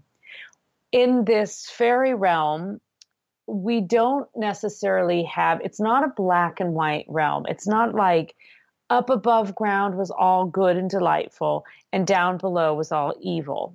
In fact, if it was anything, it was the opposite. People were toiling in the land. They had hard lives. They were working very hard to stay warm, to feed their families. And there was this glorious underworld where, the cups never ran dry, and there was always a feast laid out, and there was beautiful music and all of these enchantments. So this is the realm in which the fairies dwell, and it was really kind of considered sort of the underworld. A changeling would be a fairy switch, which means that that fairies would come and they would take away a baby, and in its place they would leave a fairy, and they would bring this human baby back to be raised in the fairy kingdom. There's a number of ways that you can kind of prevent a changeling if you're giving birth, and consider that we're talking about a time in which you would probably be giving birth at home. You're not going to a hospital. There really weren't hospitals then. So there were precautions that you would take. You would make sure all the doors were locked, but not just all the doors and not all the windows, but every drawer and every cupboard and every dresser drawer would all be locked, and everything would be sealed. Interestingly, I've always thought of that as a means of preventing infection or any kind of contamination. It really was a way of sealing the room off where someone was giving birth. But it was also a way of preventing the fairies from coming in to try and snatch the baby. So imagine your horror if you've just gone through the trauma of birth, and you look over and you realize that your baby has been taken, and either you have an empty cradle, but more likely you have something that looks like your baby but isn't quite your baby. And then it grows at a rapid rate. It eats a voracious amount, and it also seems to possess some kind of otherworldly gift, such as incredible artistic ability or the ability to, sing like an angel. This would be the result of a changeling being left in the care of humans. I've heard a few, and I have my suspicions about a few current artists and musicians that I think may have been changelings. Now, as for the human baby that goes to the changeling underworld, they're treated like kings and queens, and often interbred with the hierarchy of the fairy realm, and they live a good and delightful life. So it's not as if they're taken for torture. Why, we're not sure, other than the curiosity and the merging of the two different cultures and realms. But essentially, a changeling is sort of fairies kidnapping your baby and leaving you a fairy baby in its place. Okay. So it's pretty creepy in a lot of ways. Of all of the fairy creatures and all of the sort of magical, mythical creatures that I've researched, changelings have a particularly haunting and frightening element to them, because regardless of how wonderful your giant new changeling baby might be, nobody wants to lose their child. Nobody wants to lose their baby. So there's a lot of, personally, I think there are a lot of elements at play. I think that you have, I am not one to dismiss the folkloric record and say this wasn't the case and this didn't happen. Quite the opposite. And if a changeling grows up, they have the second sight. So it might be someone who's goes on to be a healer, or someone who plays kind of that shamanistic role in a group, or someone who has a lot of psychic ability and is a medium or something like that. In theory, they were given that gift from the fairy realm. But I think there's other things at play. Historically, I think you have, and we kind of touched on this earlier, I do think you have birth defects and some things like that were dismissed or misunderstood, and so quote unquote diagnosed as being a changeling. So I think there's some like medical diagnoses there that we didn't know about then, and now we do. And I also think that this is another one of those cautionary tales. Anytime you have deep, deep folklore that is repeated over and over again in the oral tradition until eventually, some Victorian comes along and writes it down, you have some kind of really important message. So it could be that message that this terrifying long-armed thing that lives in the bog. Also, don't play in the bog because children can get lost and sink and disappear, right? So the idea of giving this kind of cautionary tale, and with changelings, I do think there's an element of that, of just make sure you look over your baby at all times. Don't just leave your baby. Watch your baby. Make sure your baby's breathing. Make sure there's nothing, there's not too much air coming in. Make sure that, all of these kind of things that are sort of a natural way of caring for a child, but that everyone might not know. And so the fear of the changeling actually makes a more attentive parent, which is, I guess we have that even in modern times, right? Like there are certain fears that as parents we have that drive us to be protective or more engaged or more conscientious parents. So, boy, fear is really kind of the big topic for tonight, isn't it? Yes, that's it, right? Because I want people to learn to face it. And that's all about, we did a whole show on that, right? Right. People are drawn to darkness and fear. And this has been my experience. And I hope I don't come off creepy to you guys. But my experience is people are drawn to darkness and fear, but the second they are actually in it, they run for the hills. Now, why is that? Yeah. Why? Why do you want something so bad, and then when it's presented to you, you run away? You just like the rush? Is that what it is? Or is it shame? Probably a little of both, right? And a little bit of like not realizing what you're asking for. Or that idea, that kind of, hey, I can do this kind of thing that, like, with that whole haunted house of like, I can be tough and I can handle this, and then you really can't. But right, the trick with fear is that you don't just face it once. That's the thing that we all hope is going to happen. Like, I'm just going to face my fears. I'm going to look my fear in the eye, and then I'm going to like move on. It's going to be fine. And maybe that's why we want to go to a haunted house or something like that. It's like, we're going to go through this catharsis and we're going to feel good after, and we're going to be great. Yes. Okay. I faced my fears. But the truth is, there are 1,000 fears in every day, and you have to face it 1,000 times. That's just the reality of being human. You are constantly facing fears. Now, you might get over some of your greater fears, whether it's something really tangible or, something that is emotional, that, part of you that you're finally willing to open up, or things like that. But there's always going to be another fear. And I don't mean that in like, too bad, you're never going to conquer your fears kind of way. But I just mean that in that's what we're doing. We are like, we are fighting against those fears to a certain extent in order to survive. So I'm not saying you're fearful every moment of every day. I'm also not saying that fear is bad. That's the thing. I think we view fear as bad, but I think fear is vital. You will never change if you are not afraid.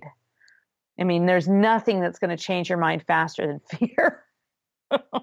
Or getting over that fear, or encountering that fear, facing that fear, and realizing, coming out on the other side. So if that's a metaphorical haunted house that you're, winding your way through, but there will be new fears. Have a kid. Think you're ready to like face your fears? Have a child. You will be you're going to be cut off right at the knees. Everything's terrifying again. Yeah, right. So the changelings thing, I'm glad you talked about that. And the other thing I wanted to discuss too, real quick, was because we brought it up, and I looked into the history of this, plus your book. The mermaids thing is kind of a big deal. When I used to think mermaids, I would think the movie, The Little Mermaids, right? That's what everybody thinks. Right. But the history, the different lore behind mermaids there's 3 or 4 different ones, and they all ain't that pretty, But I think there's some deep symbolism there. For sure. Yes. It's dark and very, very deep.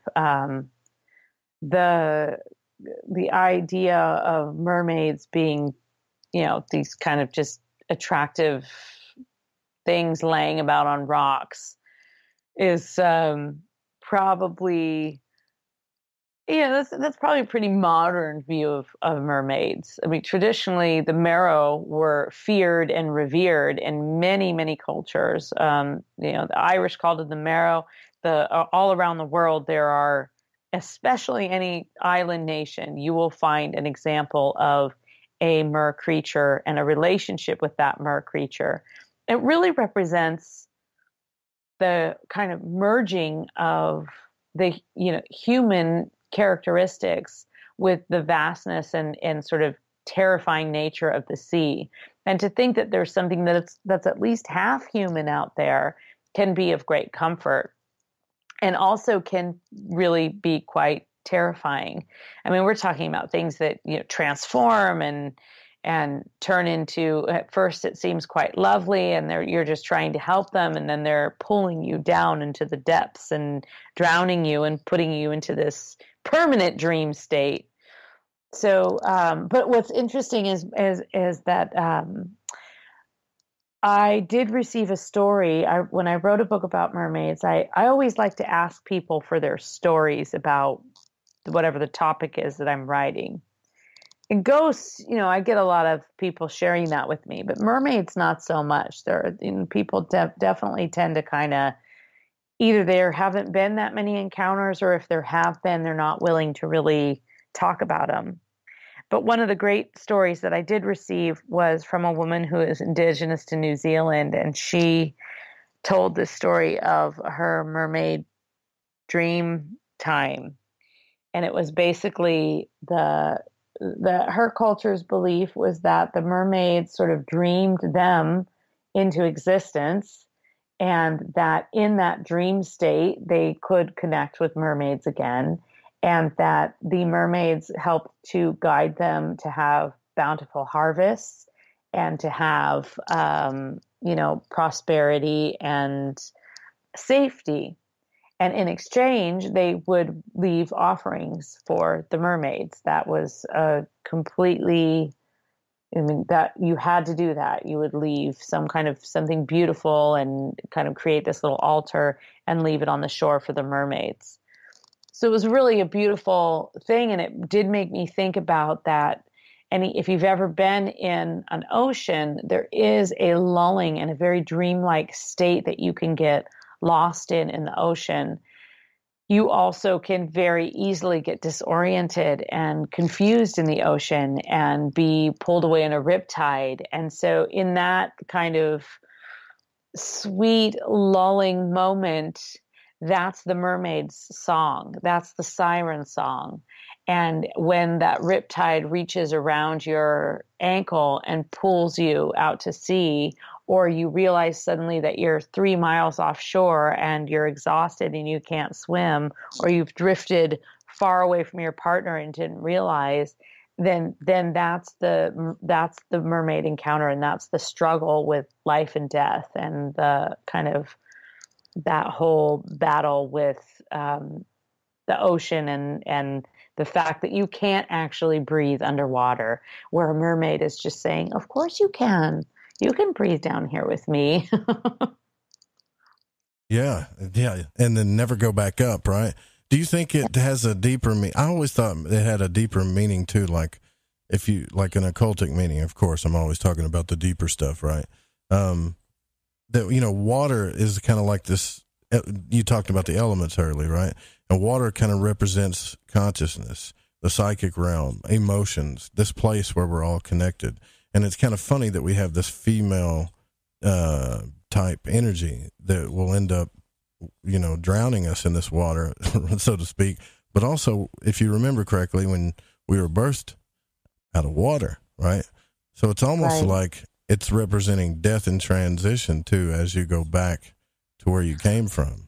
Well, interestingly, yes, absolutely. And I have always viewed mermaids as psychopomps. And a psychopomp is a sort of a guardian or a guide from the world of the living to the world of the dead. And so I have always kind of viewed mermaids as these psychopomps for anyone who is drowning or lost at sea, or, dies in a shipwreck or a storm or anything like that, that mermaids, traditionally they do collect those souls, and they sort of take those souls of people who have died and those lost soldiers or sailors and bring them down into this watery graveyard and sort of make sure that they are cared for, because otherwise, there's no one to help them with that transition. But there's certainly a very kind of deep relationship that we have, good pun, deep relationship that we have with the ocean. But, it comes all the way down to like the ocean is, controlled by the tides, are controlled by the moon. And that's a very feminine quality. But I do think there's a little element that speaks to kind of the way that we have formed our relationship with the female and the divine female over the last century. And that is that we have this relationship with mermaids, with banshees, with a few other kind of predominantly female or feminine creatures, that we view them as enticing and beguiling, and then turning on us, and sort of then turning and drowning us, and being untrustworthy, or asking for it, like deliberately trying to seduce someone. I can tell you that there have not been as many accounts of women being enticed by male merrows. I mean, there are almost no stories about that, although there are male mer creatures, of course. But I do think that does come down to kind of our relationship with that sort of divine feminine, or that feminine in us, and that over the last century or maybe 2 centuries, we've really had this more skewed view as woman as enemy versus woman as the divine, or something that we've birthed from. And because of that, the depiction, quite frankly, the boobs have gotten bigger, the scales have gotten tighter, and the hair has gotten longer. But the understanding or the appreciation hasn't necessarily waned because of that, because I do think that through all of that, the what a mermaid represents has endured, whether or not it's because you watched The Little Mermaid as a kid, or because you read The Little Mermaid, or because you just love swimming. There's an element of this idea of living in this whole other world and being part of a somewhat human world, but having access and real privy to that undersea realm of the deep, deep mysteries. And those are the deepest mysteries on earth, really. And so, I mean, speaking in occult terms, the exploration of that deep, deep mystery is kind of your ultimate goal. And I think that mermaids represent sort of a bridge for us between those things. But I do think that mermaids they get, I kind of want to say they get a good rap, but I mean a bad rap. Like, they get this reputation for being like funny and sweet and, beautiful voices and just sort of amusing. And really they should be feared and revered a lot more. That's totally, man. Yeah. You couldn't have said that any better than what you just said there. Yeah. That's exactly what I'm thinking. And I find that in a lot of lore, right? And people say, well, it's just lore. These things don't exist. I don't think so. If you look at everybody knows about the elements, but there's been a lot of masters that have talked about elementals. The water undines, the air fairies or sprites, right? The earth gnomes. What am I missing here? Okay, the fire salamanders. Like, these are real elementals, okay? Right. So they've been seen, they've been invoked, they've actually done things for people. So if those things exist, I mean, are you going to say, well, those exist, but everything else doesn't? I don't think so, right?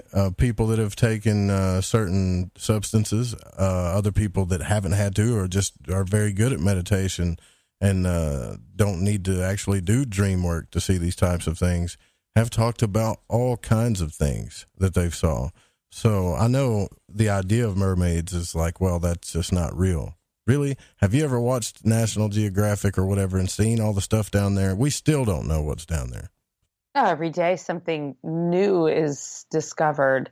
Something bioluminescent and strange looking comes out of some crevasse that we only finally figured out how to handle the pressure to be able to explore that. So we never know what is really out there. And I think that is the appeal. You'll never catch a mermaid. They're far too elusive. You'll never catch a mermaid. Mark my words, Joe, you will never, you can't catch mermaids. That's just how they are. They are far too elusive. Now, other things, other magical creatures, occasionally you can catch or have encounters with. I'm not saying you won't see one or you won't experience one, but you can't catch one. Now, that's not true of the Selkie. Are you familiar with the legend of the Selkie? No. And I'm going to go ahead and let you, I got to hear about this right now. So a Selkie is kind of similar to a mermaid, and I did talk about them a little bit in my mermaid book just because I feel like they are similar enough. Selkie is more of a shapeshifter, so it'd be a human or have a human soul in a seal's body, and it's always a woman, and she can shed her coat, and she can, walk on land, and she can even marry. But the thing is the only way that you can really marry a Selkie is if you take the coat and you hide it. And then the Selkie is happy on dry land and can marry and have children and live a beautiful and enchanted life. And there are actually a few stories of mermaids where this happened as well, where there's a very famous story about the Mermaid of Zenor, which is kind of in this Cornwall area. And I don't know if you've ever heard of the mermaid chair, but it's this bench in a church in Cornwall that's carved, and it has all of these like mermaids on the side of it. And it's said that mermaid was, that there was this woman that was married, and everybody said she was a mermaid. And she was sort of kind of shunned because she wouldn't go to church, because she didn't believe in church, because people thought she was a witch or something like that. But really, she was a mermaid, and she wasn't part of that religion. So in that way, there are some stories about mermaids that are similar to Selkies. But a Selkie is a seal. Unfortunately, for most Selkies, at some point, as curiosity happens, they will find their coats. And if they find their coats, they are forced to go back to sea.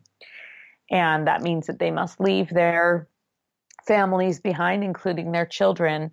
And it is said that, and there are several places, especially in Scotland and in Ireland, in the north of Ireland especially, where there are places where you can see the Selkies, and that you can tell a seal from a Selkie because of the particularly mournful look as they look back upon land and can no longer be with their family. There's actually several really beautiful old folk tales, folk songs about Selkies. Most famously, I think Joan Baez recorded a version of a Selkie song that was from Scotland. And Wow. It tells the story. It tells that very story. It tells the story of a Selkie falling in love and being on dry land, and then, having to go back to sea because you're basically banished at that point. It's like the spell is broken. It's really a kind of a haunting idea. Yeah, that's so intense, actually. Very trippy. Yeah, it's definitely getting Halloween-y up in here, isn't it? Yeah. We're going to take our break. I think, we got one last, we only got a little bit here left with Varla, so if y'all got some questions, I'll check the chat room out during break, and we'll be right back.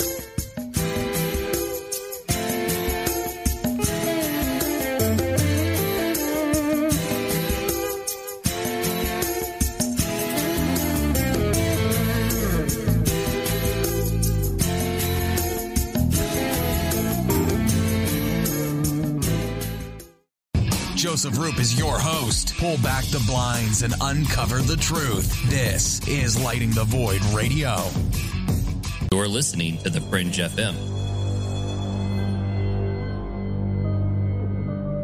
Somewhere between abnormal and paranormal, there's a show called Into the Paranormal. I'm Jeremy Scott. Hear me live Saturdays at 6 p.m. Pacific, 9 Eastern on the Fringe FM. Hey, I'm J.M. DeBoard, and when I want to talk about dreams, I look up my man Joe Root and his show, Lighting the Void. The Fringe FM isn't just a radio station. We also provide services for all your audio production needs. If you are interested in live radio or pre-recorded podcasts, we're here to help. We even do audio enhancements and voiceovers if needed. If you want to do a podcast or live radio show and even want the option to syndicate on terrestrial radio, from simple audio file enhancement to live production and call screening, we have you covered. We have worked with some of the best professionals in the business in order to provide coaching instruction for content creation, show structure, and more. Contact The Fringe Digital Media for more at info@thefringe.fm. That's info@thefringe.fm. Or call 501-777-5631 for a consultation. Listen, I want to tell you about G.I. Joy from GetTheTea.com. It's the best alchemical concoction of goodies for your stomach and digestive system I can recommend, and that's all based on my experience. Packed with colostrum, acidophilus, aloe, peppermint, and turmeric. If you do your own research, then you know this is the bee's knees for the stomach and digestion. Now, due to Big Brother's ears and the eye in the sky, I can't go into the details about what it helped me with. All I can say is I got relief.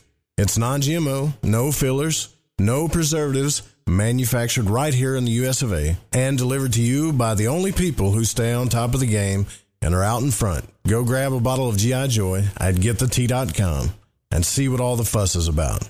Again, that's GetTheTea.com. Good evening. This is Art Bell, and you are listening to The Fringe FM. In the year 2018, this station produced one of the most terrifying tales ever broadcast on radio. Bigfoot Speaks, Interview with the Sasquatch. This year, we bring you an even more terrifying tale to send chills down your spine. Scary. One night only, October the 31st. Be there if you dare. OMG! People are jumping on board to the Life Change Tea Regiment. Brew, steep, and drink for a gentle, taste-great cleanse. It's changing how they feel. See what everybody's talking about. Log on to GetTheTea.com. That's GetTheTea.com. Life Change Tea aids in digestive slowdown and helps people get moving down a healthy path. We won't make claims. We'll just let you decide. Experience is much better than a commercial anyway. If you want results, log on to GetTheTea.com and purchase your super strength cleansing tea. You won't be disappointed. And if you're looking for some mind-body suggestions, go to YouTube and punch in the search bar Health Matters Now. That's Health Matters Now. Put power into your health now.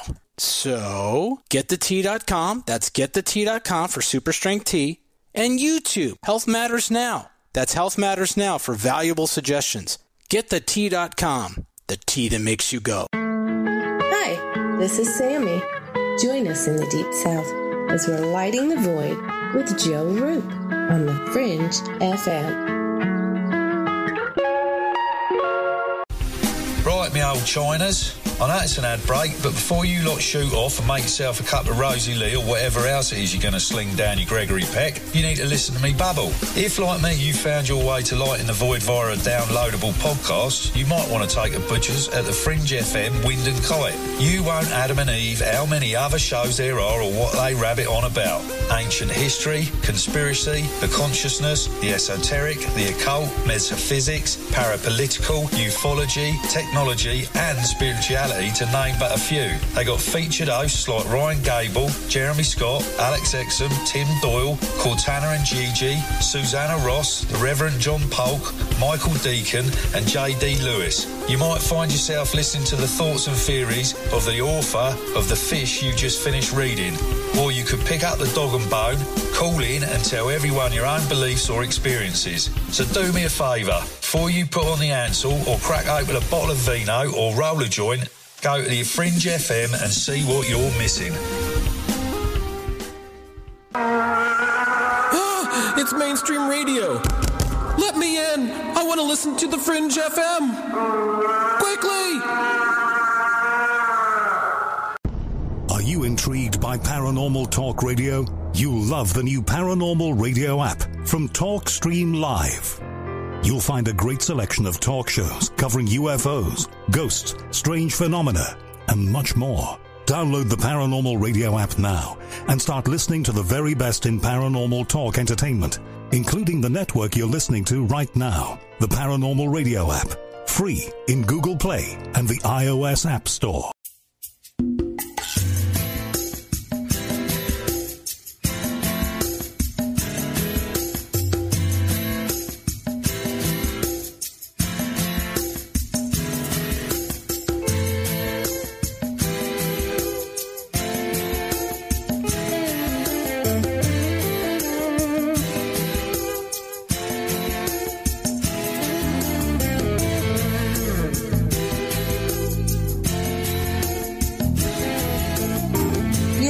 To Lighting the Void.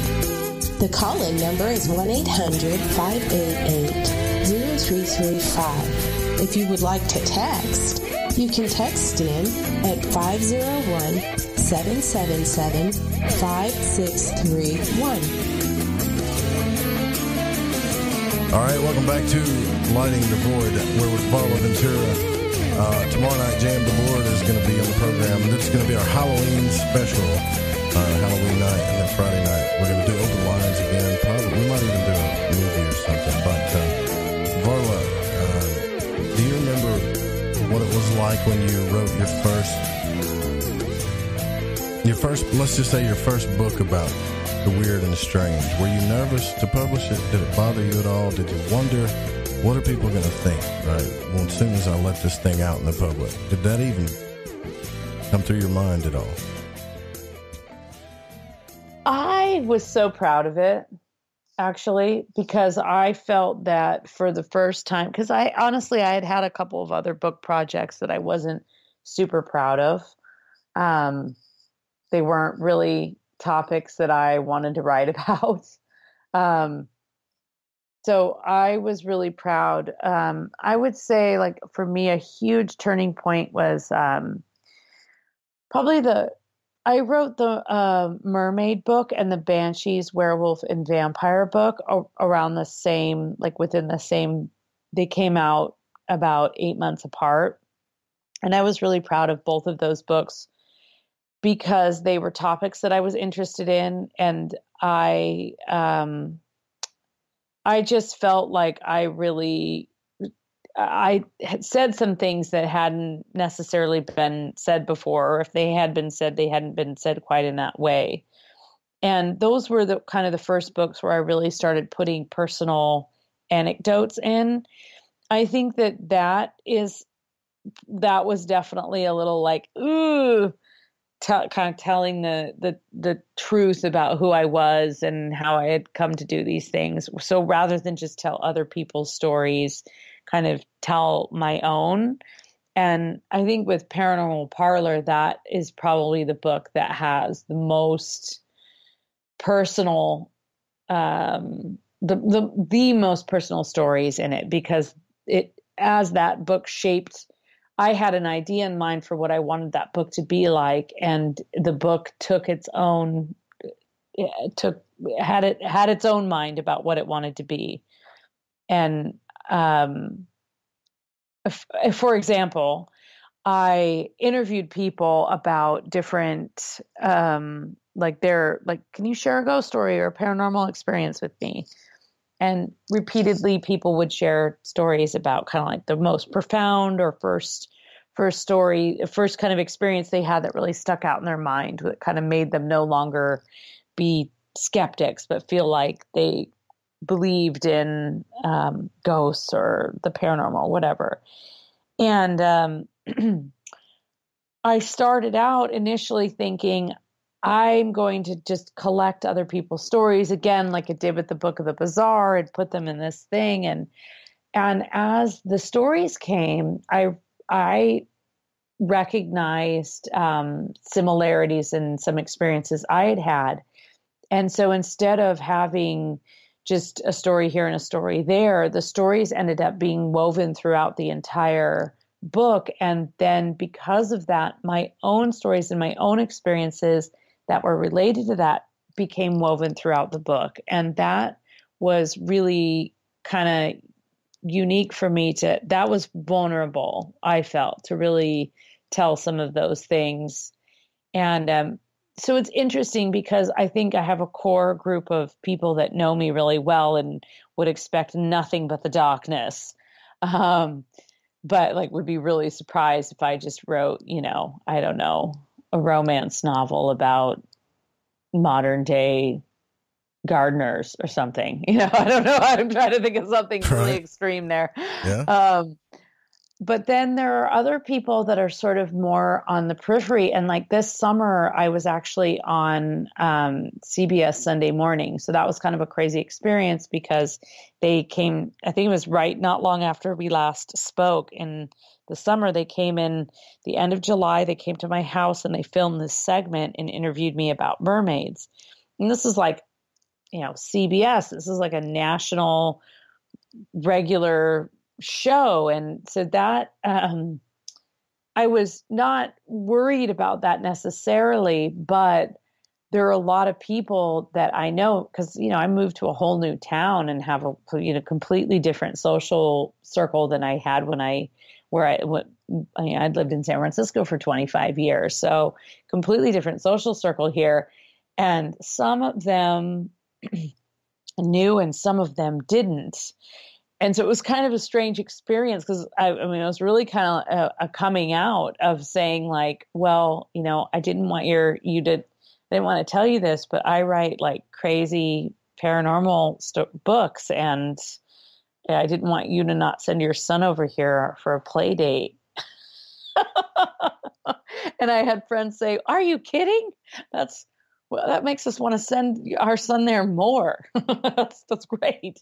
So there is definitely like with every book, there's a little bit more of me in those books, and therefore it becomes a little bit more like, well, there's no turning back now.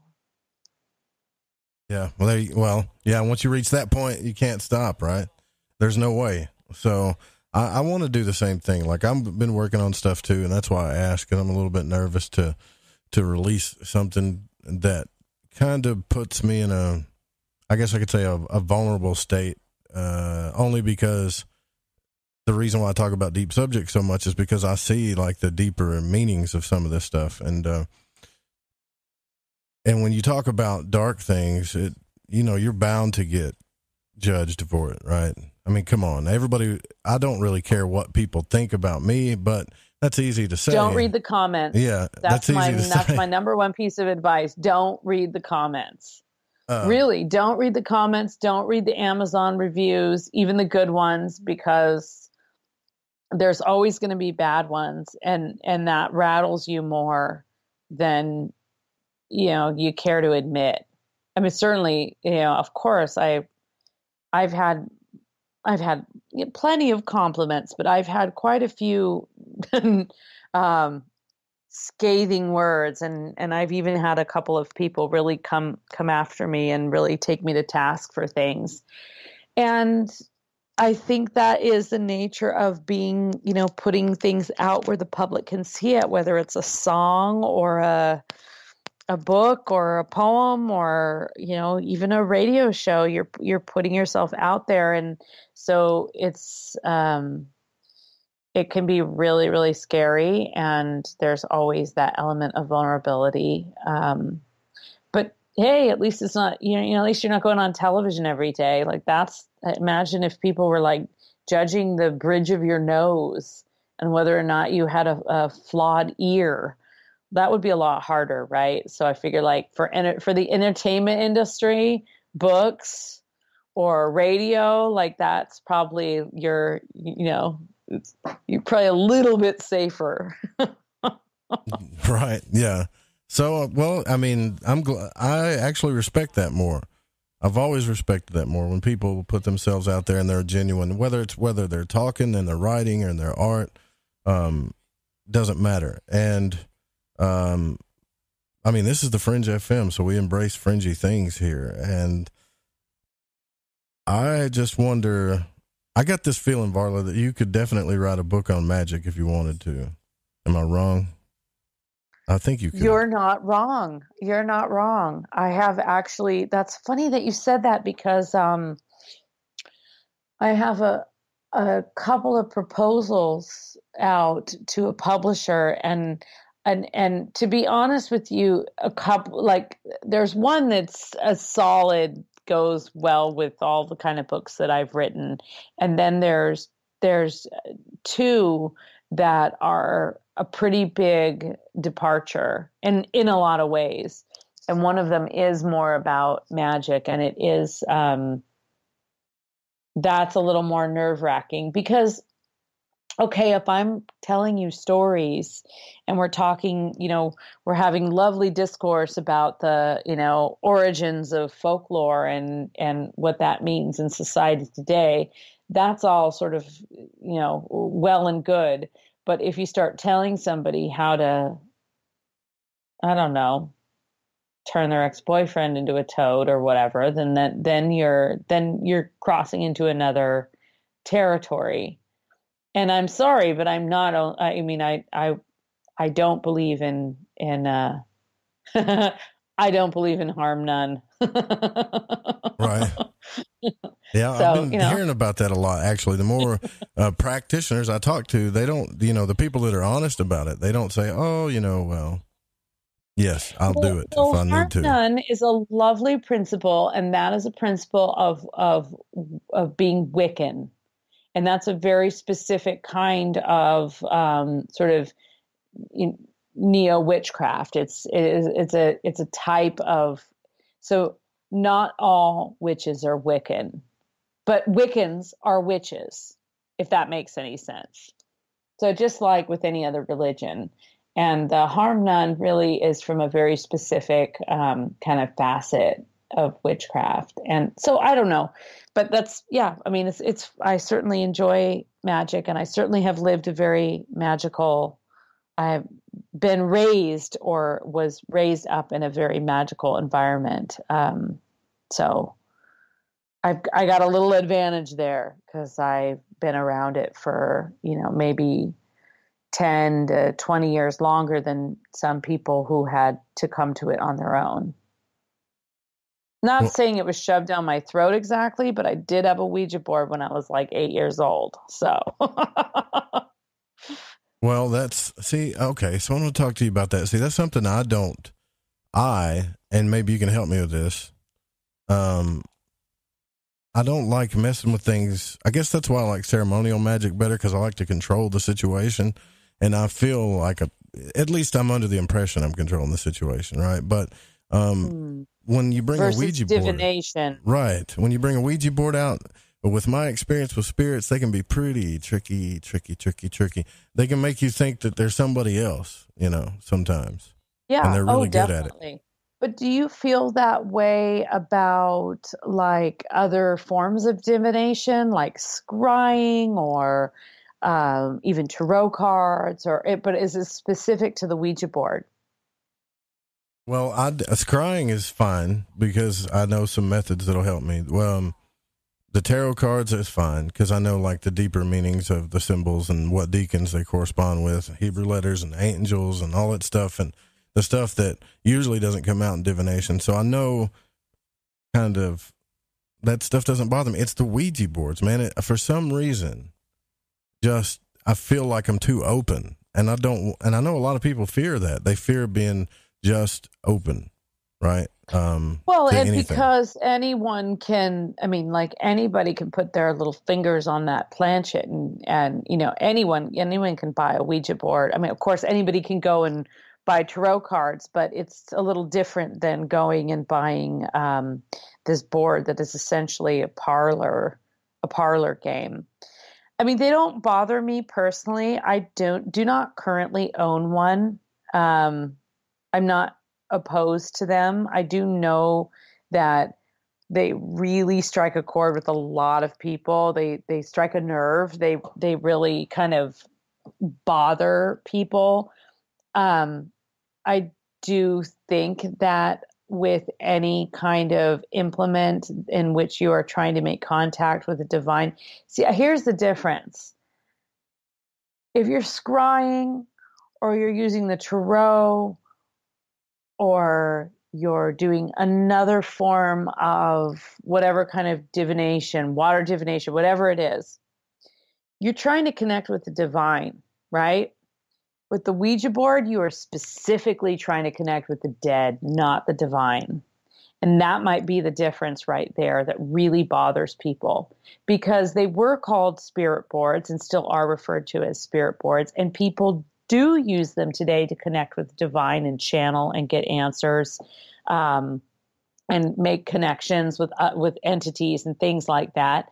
And it's not the only way to do that. But traditionally, the Ouija board has been used to specifically get answers from a spirit or a ghost. So, in other words, the dead, not necessarily the divine. That is probably the fundamental difference, and that is probably why it bothers people so much, because it's not just you. There are a lot of people that are very into everything, but they won't touch a Ouija board. You know, they'll do all kinds of other things and they're totally open to it, but they won't touch a Ouija board. They personally wouldn't be involved in that. The people who are more comfortable with it tend to be people who are comfortable with ancestral magic and with the connection with actually using the ancestors and using that power and using the dead in their magic. But I think that is something that is not for everyone and must be done with the utmost respect. But I kind of think that's the sort of base difference. Is like, it's got an alphabet on it, right? It's not up for interpretation. It's spelling out words.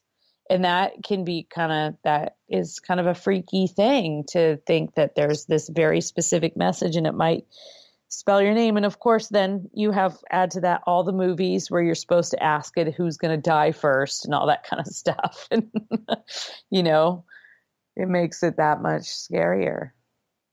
Yeah, it is that scary. See, that's what I'm saying.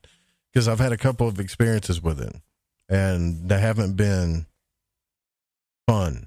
It's been a couple of times where it's not really the fear of what I'm being told. It's the fear of that I can't trust what you're letting in. That's you can't right. Trust it.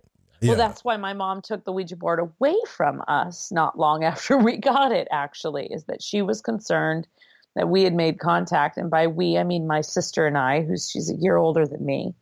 And we had gotten it for Christmas. I mean, to be honest, I was disappointed. It's the same shape as Monopoly. And I thought we were getting Monopoly. And it was a Ouija board. And it was like, oh, okay.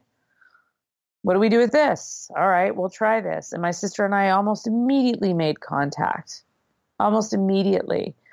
And to this day, I knew my sister wasn't pushing the thing around, the planchette around, because the look on her face she was scared, and she was my older sister. She wasn't scared of much. And so I never really considered her like, if she was, that when that person that you feel is stronger than you, if they're scared, then you get scared.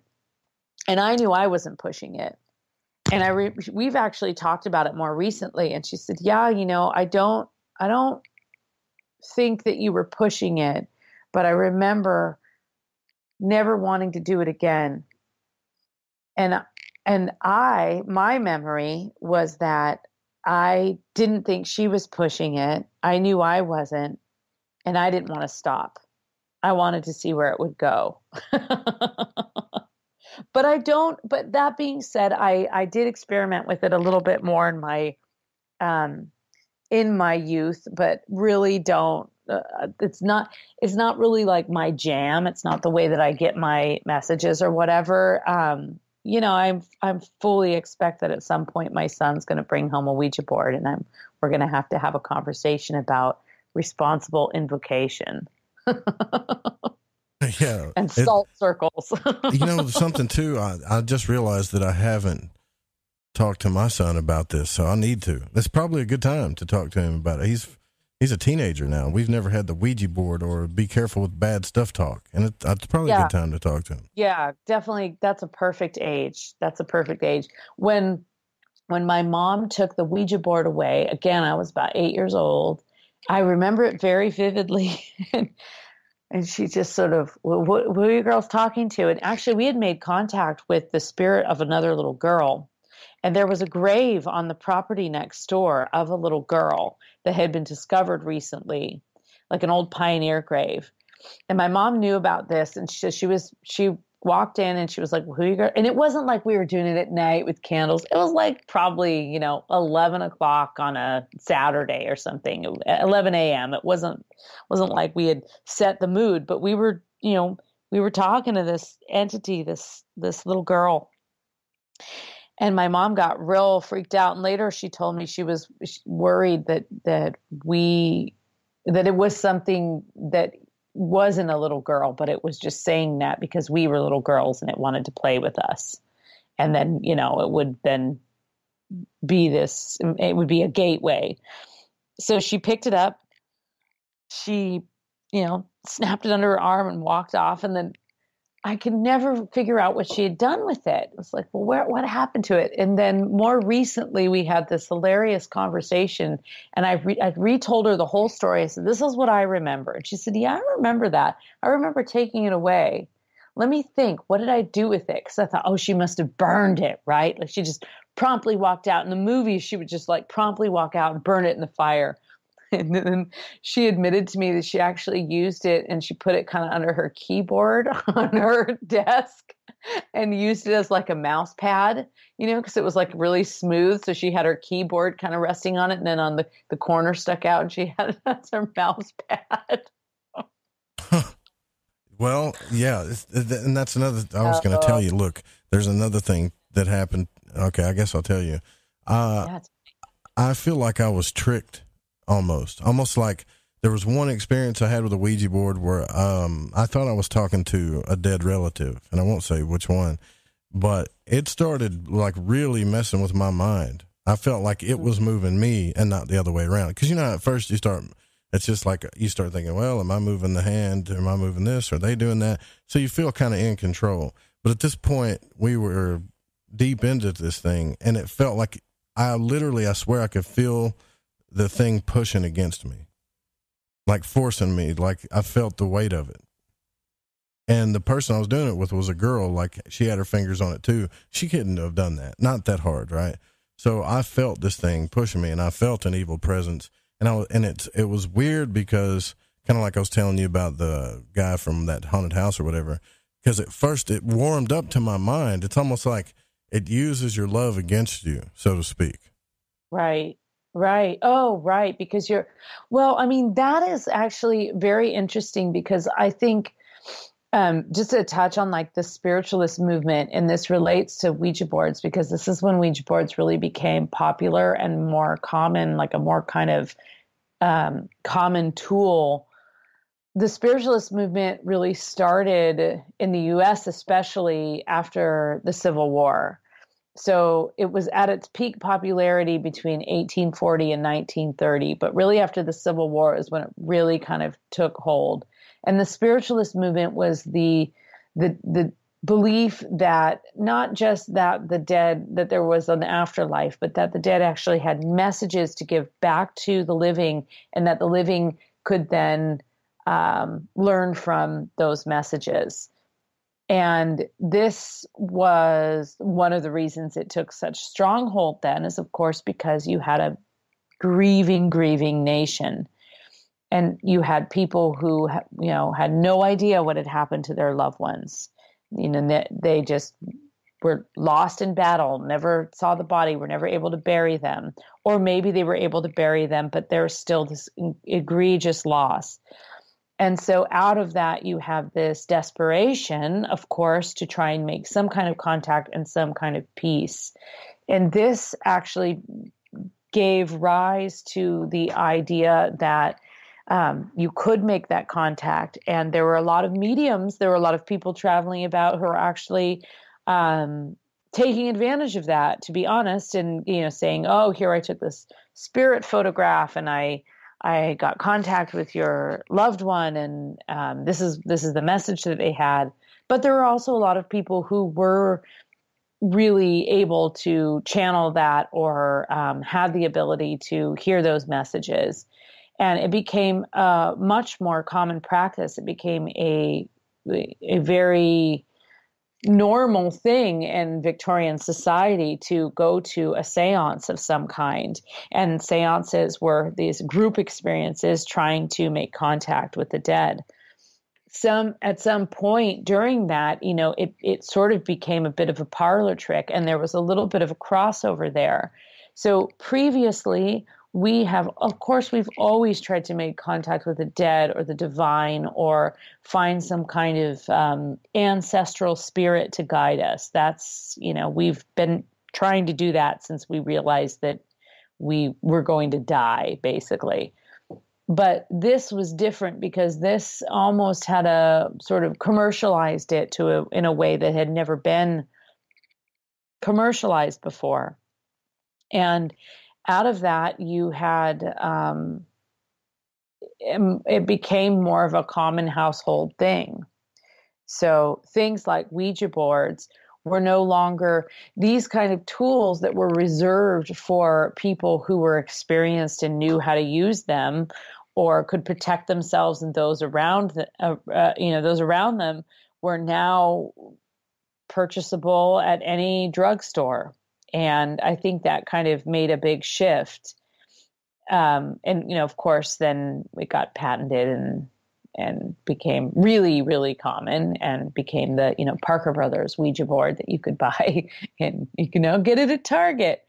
So it's kind of gone to the absolute extreme of that. But that idea with the spiritualist movement, which really was founded in something very genuine, and the desire to better ourselves and make contact and understand the world and the death around us and the other worlds around us, certainly did give rise to that sort of the parlor games and the parlor tricks. And unfortunately, many people still today view those things as, that tarot cards are just parlor tricks. It's just a game. And that's fine. If you want to view it as just a game, great. If you want to play. I don't think it's just a game, though. I'll tell you something. You guys should try this too. And if I didn't think it was so cool, I wouldn't tell you to do it. But when it comes to divination, it's funny how you can divine with so many different things. It's just, as long as it has some type of, you can do this with tarot, you can do this with a lot of different things. But there's, how people use these apps, right? Ghost hunting apps or whatever. Oh, yeah. My nieces and nephews have those on their phones, definitely. I don't, but where it like picks up the sounds and stuff and lets you know there's a ghost around or whatever. Yeah, so there's an app. I can't think of the name of it. I wish I could, but anyways, I know that it's probably trickery. I know it's probably scrambling your text messages or whatever. It's probably what it's doing, or your Facebook. They're just algorithms. But the funny thing is, for some reason, when it's scrambled like that, I don't know. It's almost like Spirit does use it. And I never thought I could see this with an app, right? I'm like, well, this is just an app. This is fake. But it's going to divine in a way that tells you things that are specific to your life, that nobody knows, that you haven't told anybody, that I'm not playing. And I was messing with one last night, and it was like 4:00 in the morning. I'm sure everybody was asleep, because a friend of mine and I were playing with it together, and I was looking at this thing, and it just started giving me these messages, and I was like, no way, And then after everybody went to bed, I'm always the one that stays up late, and then when the sun comes up, I go back in my coffin, it seems like. So, but that's about what time it was, 3:30 or 4:00. And then it really started telling me things like, I'm watching you. And I'm like, yeah, right. Telling me what I looked like. Okay. This is starting to freak me out a little bit. And then telling me at present what my deepest fears were. Things that I haven't shared with anybody. I screenshotted it, and I'm too afraid to show it, because I feel like if I show it, people are going to say, well, that's just in your mind or something. I don't know. I don't know. Oh, that sounds like a horror story right there. Yeah, it's pretty crazy, actually. Well, but you know what? Here's the thing. Another thing to think about, and I think of this in terms of like the spiritualist movement, things were happening then that had never happened before, where once you had to send a letter by pony, now you could pick up a telephone machine and this disembodied voice would be on the other end. So that the role of technology, and it's interesting because Thomas Edison actually had a number of sort of psychic experiments that I read about in a really old book called, I think it's called like The Diary and Sundry Observations of Thomas Alva Edison. And in there, he does talk a little bit about these sort of psychic experiments that he attempted.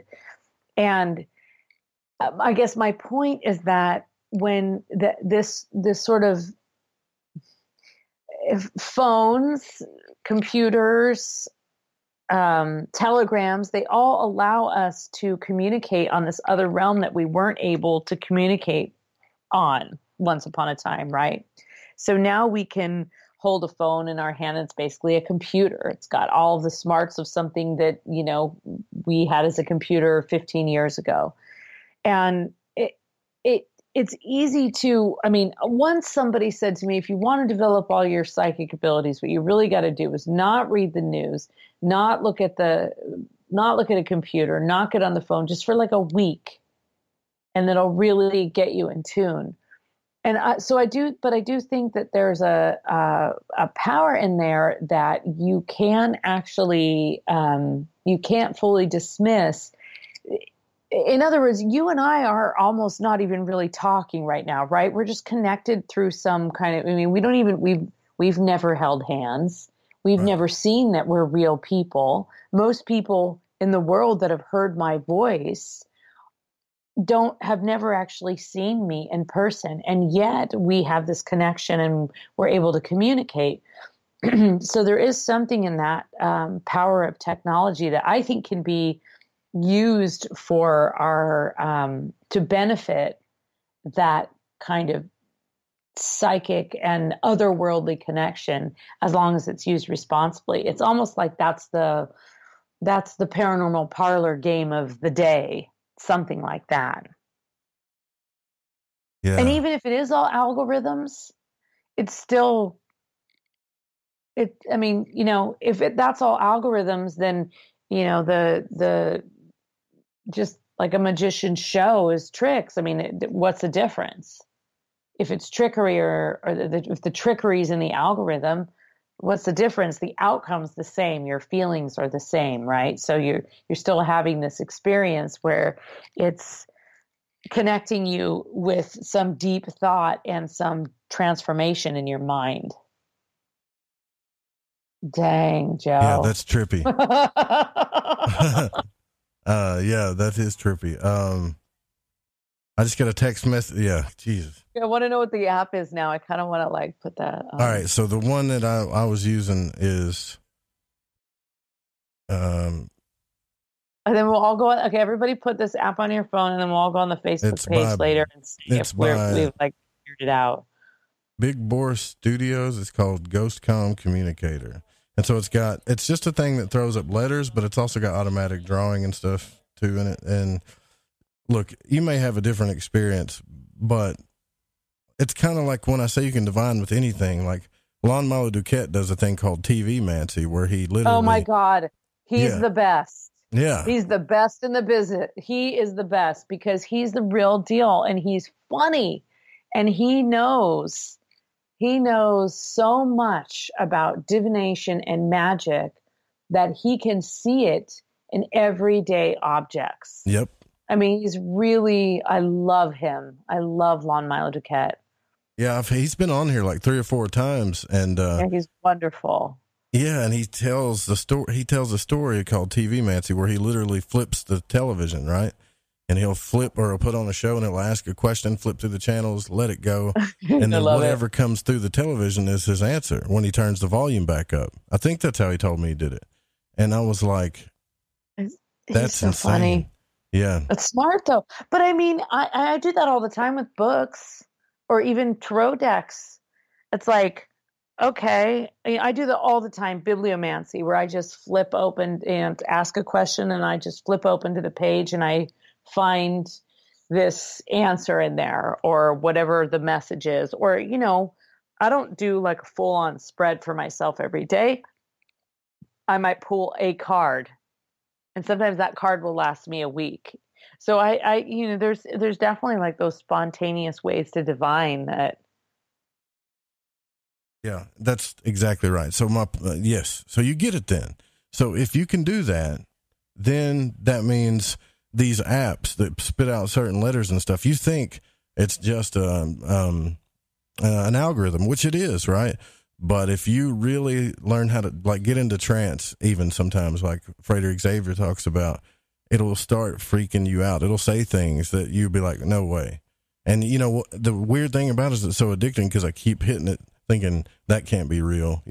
Okay, that can't be real. And each time it lets me know, yep, what I'm telling you is I'm real. And then I woke up this morning and was like, okay, maybe it was a bad dream or something, and tried to test it again, and it wasn't there. But the screenshots are still there. Well, have you ever heard of a book came out in like, I think probably the 90s, maybe the early 2000s. It's called The Secret Language of Signs. And I can't remember the name of the author. But the first half of the book is sort of discussion of the signs, and then the second half is like a glossary of terms. But she talks about the signs that are all around us, that are messages for us, that are this book actually really transformed my way of thinking and my way of looking at the world, because I was a country girl living in the heart of San Francisco in a pretty rough neighborhood with a lot of sirens and a lot of noise and a lot of didn't feel like a very magical place. It felt pretty grubby, to be honest. And I read this book, and it really kind of changed the way I looked at things, because it would be everything from things that someone might say repeatedly. So if you know somebody who repeatedly says, "Oh man, that person is such a pain in my neck. They are such a pain in my neck," they may actually be experiencing some neck issues. They might have some spinal issues in their neck. Or you might look up and see a billboard, and the billboard says something specific and it means something else to you. So the billboard is an advertisement for something, but there's a message in there. And you look down and there's something written on the sidewalk. And these are things that, we're so busy looking at our phones when we're walking around, we're not seeing these things. And it's such a wonderful book because it really does kind of point out the magic in the mundane and the world around you and those messages. In other words, like the messages will come when you are ready to receive them. But if you're not ready to receive them, if you're not paying attention, you're never going to, you're not never, but you won't see them.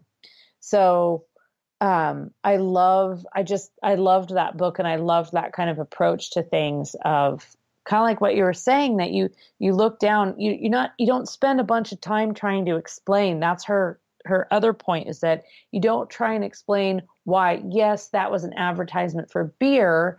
And so that word that's in there, is this wonderful word that is completely connected to me, right? Like amber or something, right? So that's not necessarily why. You're not spending a lot of time trying to explain what that thing logically is there. You kind of just set the logic aside and look at the message, and that message is important, and it's important to your brain, and it's important to your development. It's important to your life and your psyche and your spiritual development as well. And it's just really cool. It wasn't, it wasn't like a book of magic. It was a book of signs. The Secret Language of Signs. It's really a beautiful read. Wow. Yeah, I got to check that out. And you know what? You went the whole distance, and that's great. Thank you for coming on the show. Every time I have a conversation with you, it's a real pleasure. It really is. Well, thank you for having me back. I really appreciate it. And I want to ask you one quick question before we end this night. Sure. I want to know what tarot deck you like to use. Oh, wow. Okay. So I use a bunch of different ones, but so I've got the Cicero deck, but the ritual deck from Chick Cicero. I've got the Rider-Waite deck, obviously. I've got the Crowley's Thoth deck. I've even got an Egyptian deck. My favorite one, though, is bar none, is the Robert Wang deck that was overseen by Israel Regardi, who is, it's got some deep symbolism in it, but it's still hidden symbolism, but it's closer to the actual real symbolism that was in the Golden Dawn before they released the Rider-Waite deck to the public. So that's my favorite one, Cool. Pretty cool, huh? Like, yeah, very cool. Most people say the Thoth deck by Crowley and all this other stuff, and but nah, it's really not. It's that one, because I want to know, and we do got to get out of here. I want to know what the hidden decks that the magicians used, before the real tarot came out. Look, varlaventura.net. That's the website. Go check it out. Happy Halloween. Happy Halloween, y'all, for sure. Thanks for coming out. We'll be back tomorrow night with JM DeBoard. We're going to get talk about scary dreams. Good night, y'all. Sorry. We're going to get cut off, I think. Oh, yeah. Big shout out to Chronox and for doing the music, Bundy for guitar, Pacho for doing what he does, being the main producer. Also, shout out to Don, Dennis, all you guys in the chat room, Reverend Dan Lopez, and the people that just donated, the guy that just went on a shopping spree. Thank you guys all so much. I'm sorry, we got to roll out of here. See you guys tomorrow night. Good night.